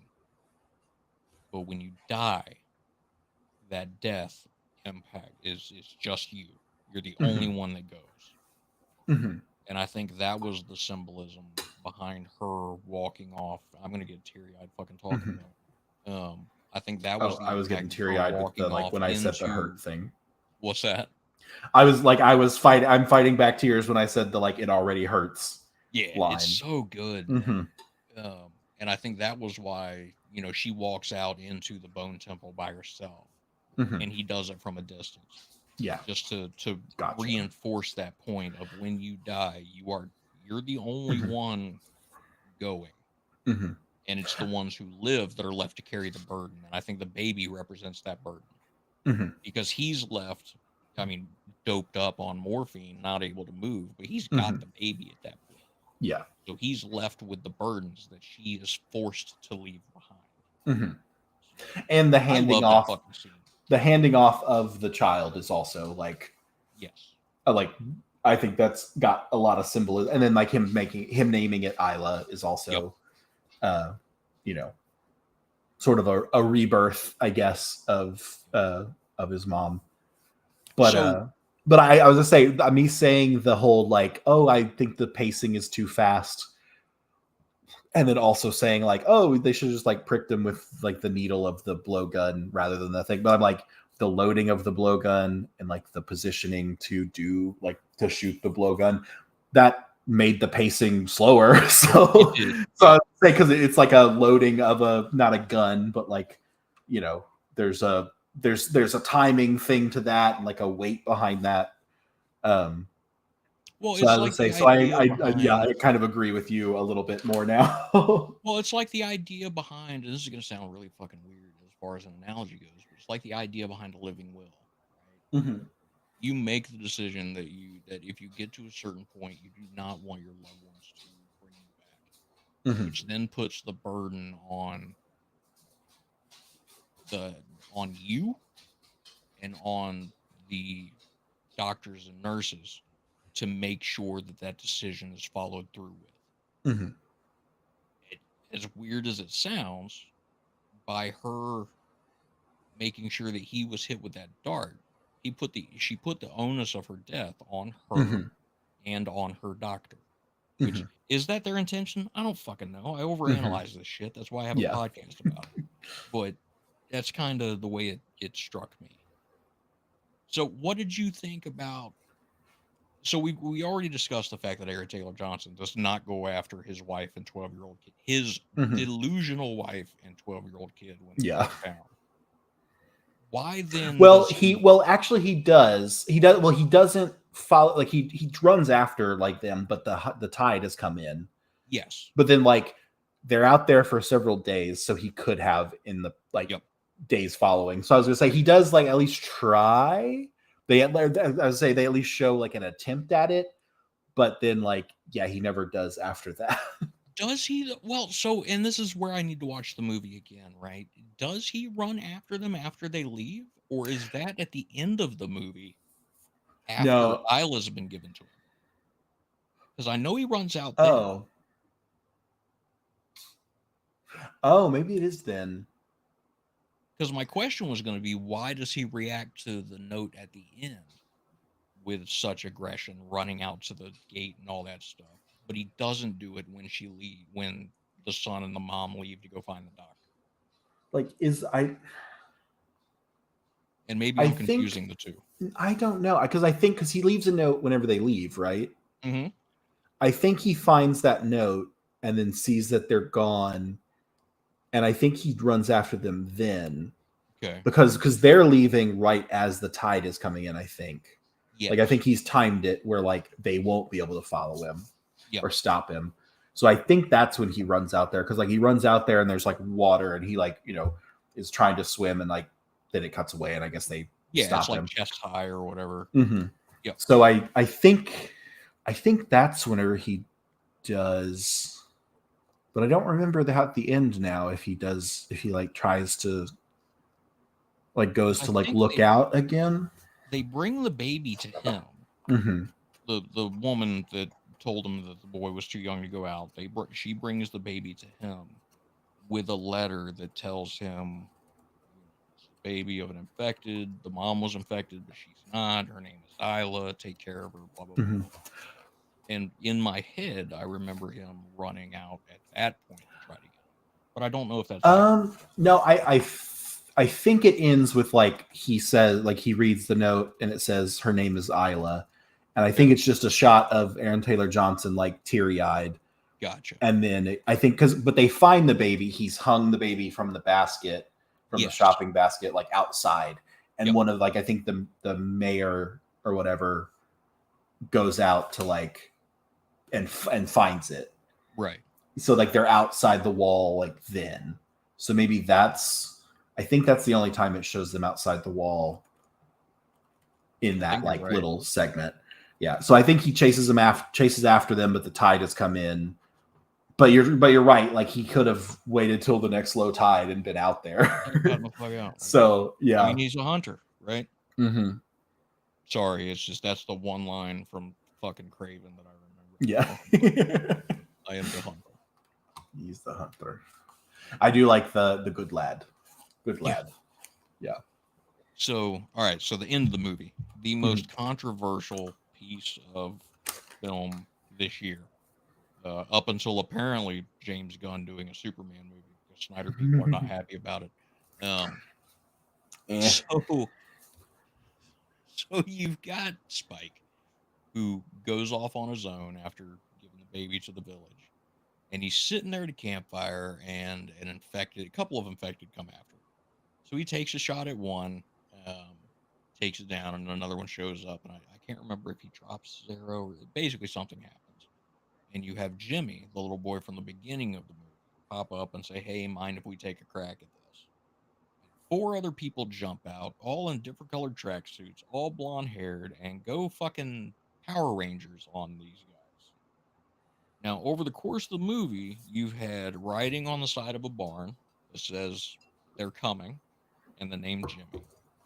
You have Aaron Taylor Johnson's Jamie and Spike finding a body and infected hanging upside down in a house with a bag over its head and the name Jimmy carved down its side. And we're finally reintroduced to Jimmy, who's wearing the cross that the priest gave him upside down and now has sidekicks. What was your initial reaction when the tone of this movie did a fucking 180? So I knew this was coming, so it didn't hit me as hard as it should have, but it was still so jarring of a change, and I was like, this should have been like maybe a mid-credit scene, because it should have been punctuated with like the credits, and then like not end credits. I don't think they should have waited that long, but like a mid-credit scene like Marvel does. Just to give it like time to breathe. Like, yeah. I think it could have been like, because he has that monologue of like, I'll come back when I'm ready, blah blah blah, And then like he sees the infected. I think he could have shot like I think he shoots one and then like two more come up. So he like shoots another one and then turns around to grab his stuff and he's running. And I think it could have been like he grabs his stuff and runs and then cuts to the credits. Maybe not even that long. Maybe not even show that. But like then when we pick back up, he's made it to that rock wall that he's like, gotcha. You know, and then they show up and like do that. Right. Or I mean, it could have been. I think it also could have been like, it would have been less tonally jarring to have him like be like, "Hey, mind if we step in?" Or like, what does he say? And then cut it there. And then cut it there. Yeah. Yeah. Because then like you just show that they have like these weapons. Yep. And then cut it there because that still would be weird to be like, oh, like the Power Rangers have shown up or the Teletubbies have shown up with Ninja weapons. Turtles. Why is it? This guy got nunchucks made out of barbed wire? But it's real. It is real strange. But it is also like it's like sinister because like when he introduces himself as Jimmy, it's okay, we know Jimmy's not maybe the best person. Like, don't know. Like, because is it like they left? Is it like they left this person hanging upside down with Jimmy carved in him because someone is mad at Jimmy, and this was Jimmy's friend? Yep. And then he's coming or we're coming, and then Jimmy, is it like, you know, and like I think he's tagged him, like it has another tag somewhere else, but it's like, are these people who don't like Jimmy? Yep. Because Jimmy goes around tagging stuff and has a bunch of weird friends, or is he a bad person? Like, because I still don't really know. I'm assuming he's probably the one that carved his name into the guy, but I don't know. Like, you know, like is he right? Is he Negan, or is he like being chased by Negan? Like, yeah, like that kind of thing. Are they warnings about Jimmy or warnings from Jimmy? So or something in between? Like, is Jimmy just having a good time? Like, which I think is the case. I think what you've got, and I'm going to go down a United Kingdom cultural rabbit hole right here, right? But there is a gentleman. I'm not even going to use the word fucking gentleman. There is a dude who's dead now, but who worked in may he rest in hell if it's the person that you're named Jimmy Savile, who had blonde hair and kind of a Beatles cut, just like these guys do.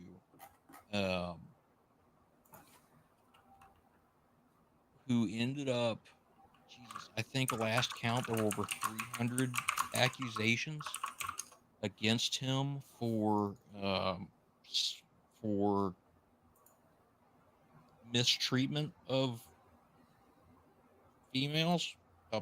Trying to figure out a way to say this without. I'm not monetized anyway. There's like 300 sexual assault cases against this guy when he died, from kids and. I was like, because what I had heard was pedophilia. Yeah, a lot of it, and a lot of it was so he sponsored the construction of a hospital focused on those with mental issues, and he abused them. Like, this was not a good dude. There is for anybody that wants to dive deeper into this, there is a documentary on Netflix about this guy called Jimmy Savile, British Horror Story. And while it is not most, it's a dark story, but it is an outrageously interesting to see what this guy got away with for as long as he did with the publicity. Absolutely insane. But I think, and again, this is following along with the pop culture references, right, that we see sprinkled throughout the film with Jimmy sitting in the room watching the Teletubbies, and then all of the references that Eric makes. I think that this is one of those situations where you have a child and other children of similar age being groomed by the media that they consume Mhm. and seeing that as reality and acting out in that way. And I have yet to find a theory that contradicts that in any kind of meaningful way or in any Mhm. way that I would accept. I mean, what are your thoughts on the way five of it's five, right? Jimmy and then I four don't others. know. There was a bunch of them. I felt like, Yeah, but maybe it was just five. But they like were like 2 against 1 against the infected and stuff. Um, so like that's what I had heard was like it's a Jimmy Savile reference. So like maybe like this infection happened in this world before he was outed as a horrible person. Well, I think it Um, did, right? So looking at the dates, mhm. go ahead. I'll look up the dates while you're. But so like I can't I assume that he's like that's correct, that it's like they were influenced by this TV and like because it shows them watching Teletubbies, but like would it have been smarter to just have them be watching Power Rangers or Ninja Turtles? Like Right. could they have like not gotten the like rights to that? I don't know. Well, I know like Saban is like maybe pretty litigious and probably want more money than if they even still own it. I don't know who owns Power Rangers now. But so maybe it was just like hard for them to get it, but then the settling on Teletubbies is, I don't know if that's just supposed to be like a juxtaposition of like, oh, this like super innocent TV show versus the zombie apocalypse that they're about to be running from. Right. But yeah, I don't know what else it could be. Like, but yeah, so I don't have an alternate theory to that, but like I don't know. Like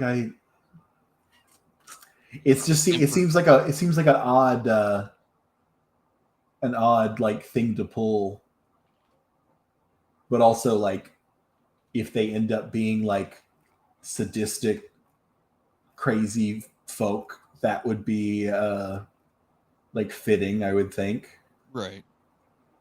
Because they also like they are very like sadistic and brutal and like kill these infected in a much more like not savage, but like violent way than like his dad had taught him to do. Like shoot them in the neck, they go down. But they're like sawing them in half and like, catching them with like dog catcher poles and then like stabbing them and like, playing with them rather than just like killing them, quickly.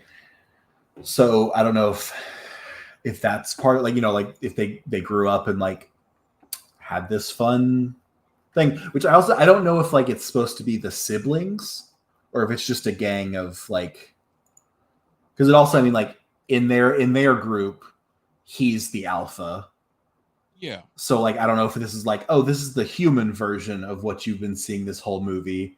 And like, in the 28 days later, it's like, oh, well, all these zombies are pretty scary, but the military officers that are trying to like assault the 2 women in your group, they're also pretty scary and they're human. So I don't know if like Bone Temple is gonna be, or Bone Temple or Bone Tower. I don't remember what the next movie's called. Bone Temple. Okay. Like I don't know if that one's gonna be like, like humans are the real enemy, because like zombie shows love to do that where it's the humans are the real monsters. Yep. And they've kind of set that up where it's like, like, oh, is this alpha just trying to get his child back? Which like, not that they're like harming the child, they're going to take care of it, but this is Jimmy Savile. Mm-hmm. For anyone wondering who this guy is and why the immediate thought that came to a lot of people's heads was that Jimmy at the end of this movie was a reference to Jimmy Savile. I mean, shitty looking, cheesy 1970s tracksuit, all one color, blonde hair. It's just, I mean, to me, I think it's pretty clear, but God, that look on its own, like, I mean, like, this is with the hindsight that we know now, but like, God, that's just like a horror movie character on like himself. Like that screams image Predator. right there screams like just monster, like not Yes. even specifically Predator, just like monster. So I can't say I'm surprised, but also I have the the benefit of hindsight. Yeah. But ooh. All right. So we've been going for about 2 hours and 15 minutes. Ooh. So let's go overall thoughts. What did you think about 28 years later? Did it make you excited for the next two movies in the series? I don't know. I'm definitely going to see them, but I don't know if I'm like excited for it because I saw Superman afterwards, and between the two, I like that movie made me more excited. But that's also the more designed to make you excited movie. Mm-hmm. Like, like nobody gets euthanized. Like Ma Kent doesn't get euthanized by Metallo got by, fucked up in the prequel by Ray to that Fiennes. movie. I'm just throwing that out there. Yeah, but it's not without its hype. Like I'm interested in what's coming next, but like that scene didn't get me hyped. Okay. Like as like a stinger, it didn't get me hyped up and like, oh, this next movie. I would have been excited for the next movie anyways. Like, fair enough. Because like I would have been excited for like, because I mean, if without any, well, I mean, because do we even know if they're in the next movie, or is it going to follow like a Ray Fiennes? Because like they don't seem like Bone Tower folk or Bone Temple folk. I mean, I could see like them it sounds like a boil Ray the skin Fiennes off of heads. Yeah, I guess. But like that seems more like Ray Fiennes focused. It does. Yeah. So here are my. So real quick, sorry. Scale of 1 to 10. Where would you put this one? Probably like a 7. That's fair. I do this thing like I usually say 8 for a lot of things because I generally like movies. My mom will tell me like, what'd you think about the movie? No 8s. So I'll go with a 7 because it's not like the perfect movie. It was good. It had a lot of heart, but like I think I could have done with more heart and less infected, and that's wild to expect from like a 28 Days movie or 28 whatever movie. But it had a lot of heart, but like I think this, like, because like I said, this movie gave me very big Jojo Rabbit vibes. Mm-hmm. And I think Jojo Rabbit kind of pulled on my heartstrings even harder than this one did. Oh, wow. Because it didn't have to like worry about the movie with imaginary Hitler. Yeah, exactly. but I didn't have to worry about which. Well, I guess Nazis versus zombies is a pretty like the both of them are pretty scary, but in a like I guess zombies are scary in the way that like they will bite you and infect you, mm-hmm. where Nazis like are a much more like dread inducing. That's a weird way to think of it, but like I understand like what you're saying. Zombies are less dreadful than Nazis because Nazis have like malicious intent, right. Where zombies are sort of like acting on instinct. So I think like in Jojo Rabbit, like, what they do to his mom is like similar, but I guess more sudden. Like, even though it's kind of hinted at that, like, yeah, I'll give you that. Spoilers for Jojo Rabbit, by the way. It's a great movie. You should definitely watch it if you haven't watched it. It's not a horror movie, but it's one of the few Taika Waititi films that I actually enjoy. I do like him a lot, but he's not a perfect filmmaker by any means. But this movie, I love this movie. But it gave me kind of those vibes where it's like similar, like story about like a mother and her son, and they're in like a very hard position, and the mom ends up dying, and like there's a evolution of the son's character to like live in a world like after his mom. Yep. And like kind of well like and I guess Jojo has like the thing of like learning that he was wrong, where the son, like the Spike, doesn't really have that exactly. But I think maybe it would have been no, I don't know, but it was good. I don't remember what the original question was. I've ranted too much. If this movie made you excited to see the Bone Temple. Oh, I am excited. I am excited to see the Bone Temple. It didn't get me as hyped as like that ending didn't get me hyped, but just like this world is really interesting. Like any world where it's like there's a whole new norm. Like go back to Superman. It's like an established universe that like we don't live in, and they don't like this movie does explain a lot, but like Superman's kind of like, oh, you're in it and you have this world and it's a world that has rules, and like we're not going to explain the rules. It's like, oh, superheroes exist. They've existed for centuries. You know, like this is where we're at. And this is like, we live in this world. There's 28 years after like our world exploded, and like in this way, and there's rules to it, and we have like Spike as the like character going out for the first time and like learning these things. So you're not as thrown into it, but there's still like rules that you get to learn along the way and like learn with him and stuff. And like one of them is, you know, we don't have doctors. Like, what does that mean going forward? Like, if you like get a infection that's not the rage virus, like what do you do? Like, if you like, what do you do in winter? What do you do in like a hatchet? There's plenty to like explore in this world. So I'm excited that there's more coming. Because I mean, like even just like what does winter look like for these people? Oh no shit, I would love to see that. Like, you know, just a winter of like, what do the infected do in winter? Because like they're pretty high up, like they're pretty high up in the like in the hemisphere. So like they don't have, because like in 28 Days Later, I forgot his name already. Mad Eye Moody, the older man. Brendan Gleeson. Mm-hmm. He says like, oh, it's like we collect rainwater, but it hasn't rained in like 14 days or like I don't know how long. And like in London, that's crazy. Like, how are we going this long without rain? So like, you know, it's expected that it's a wet climate, which Scottish Highlands might be a little bit different, but like I think it rains up there a lot too. Mm-hmm. So it's just like there's a lot to explore still, of just like, because they, like I said, they could just do what does winter look like? What does anything look like? I don't know. Like they have like plenty of stuff to like explore, and I'm excited to see like whatever they got in store already. Yeah, this was an 8.5 for me out of 10 for sure. Not my favorite horror movie of the year.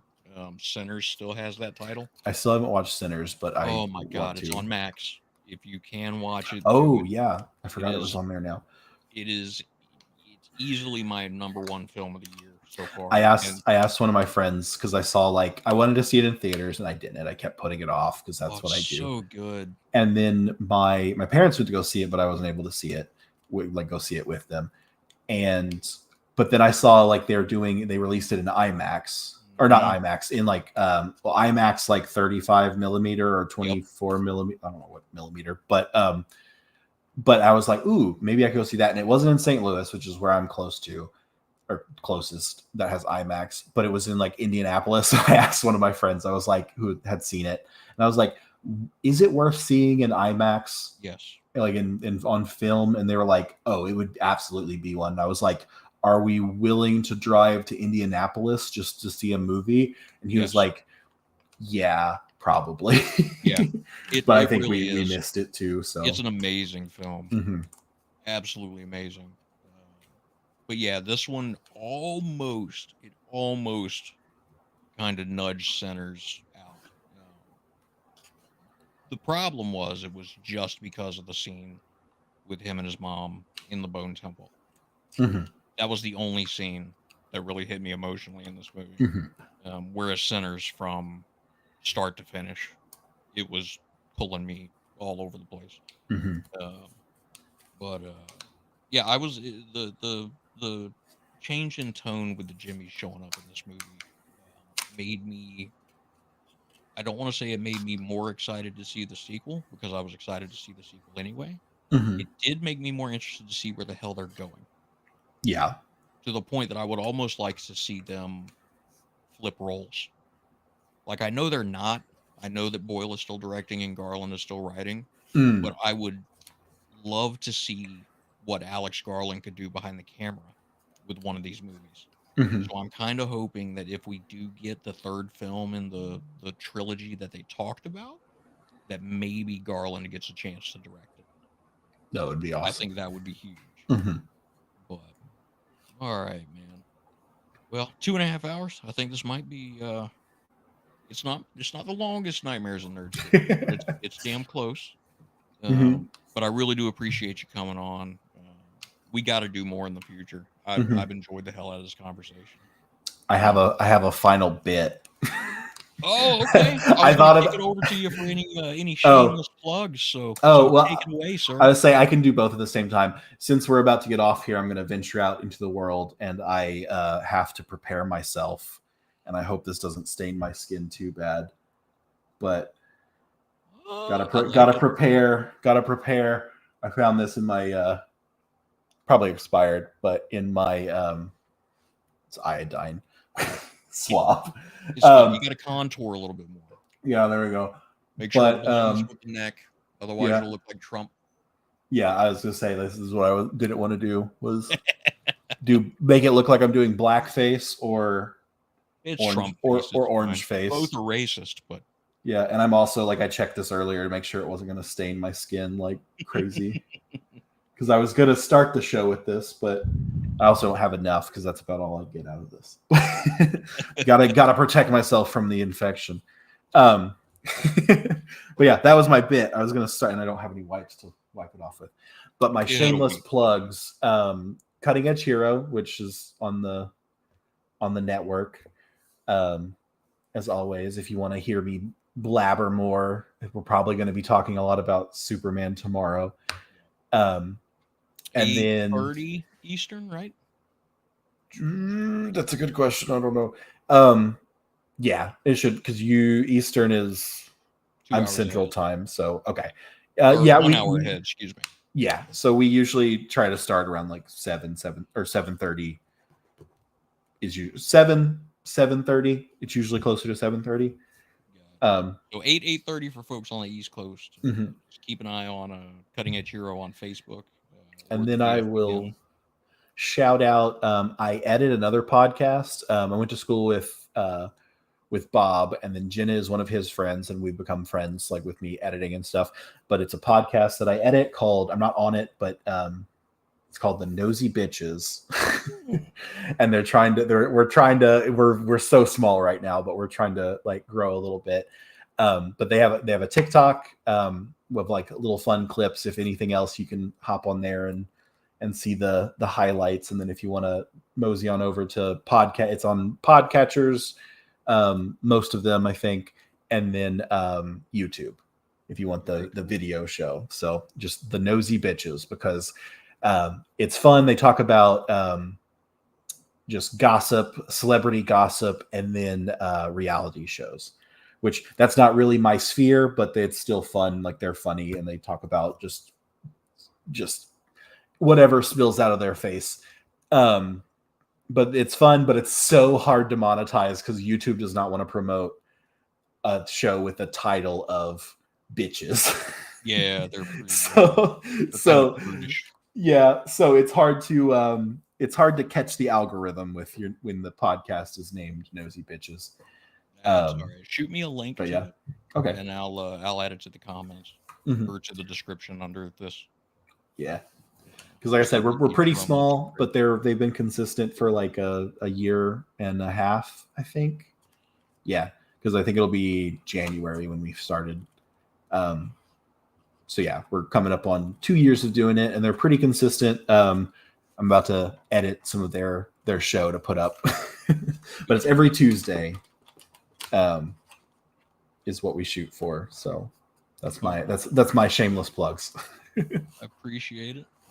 So from my side, just appreciate everybody stopping by, listening to us ramble about 28 years later and associated topics. I always throw that in as a catch-all because tangents are kind of our thing. But yeah, keep an eye on DFPN for some cool stuff. We got Eat the Cake Anime. It's going to be live on Thursday at 9 p.m. Eastern. Covering all your anime-related topics. No Gimmicks is going to have what I would imagine is a big week this week with All In over the weekend, along with Evolution and some of the other WWE shows. Saturday Night's Main Event, Goldberg retired finally. Um, and then obviously we still got the Smoke Pit going on. United States Department of Nerds. So always stuff coming out.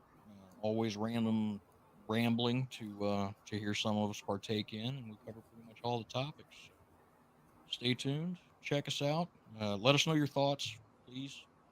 Throw comments out. I love getting into online arguments with people. Ask Randy, he knows. So by all means, let me know your thoughts on 28 Years Later and some of the other movies that we've reviewed in the past. But yeah, appreciate it. Until next time, go see some fucking movies. Get out of your house. Grab a friend, grab a partner, grab a coworker, grab a stranger. Well, grab a stranger. Maybe ask a stranger first. Consent before grabbing is normally good. But go sit in a dark room with a stranger and get your head out of the fucking real world for a while. It's rough out there. So use it as an escape for what it's meant for, and just get out there and enjoy it. That's all I've got. Randy, any last parting shots?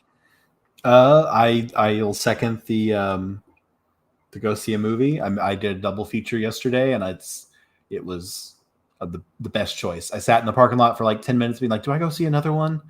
And I decided yes, and I was very happy with my decision to do a double feature. You did choose a good one. Super. All right, folks. Well, thanks again. Until next time. Cheers.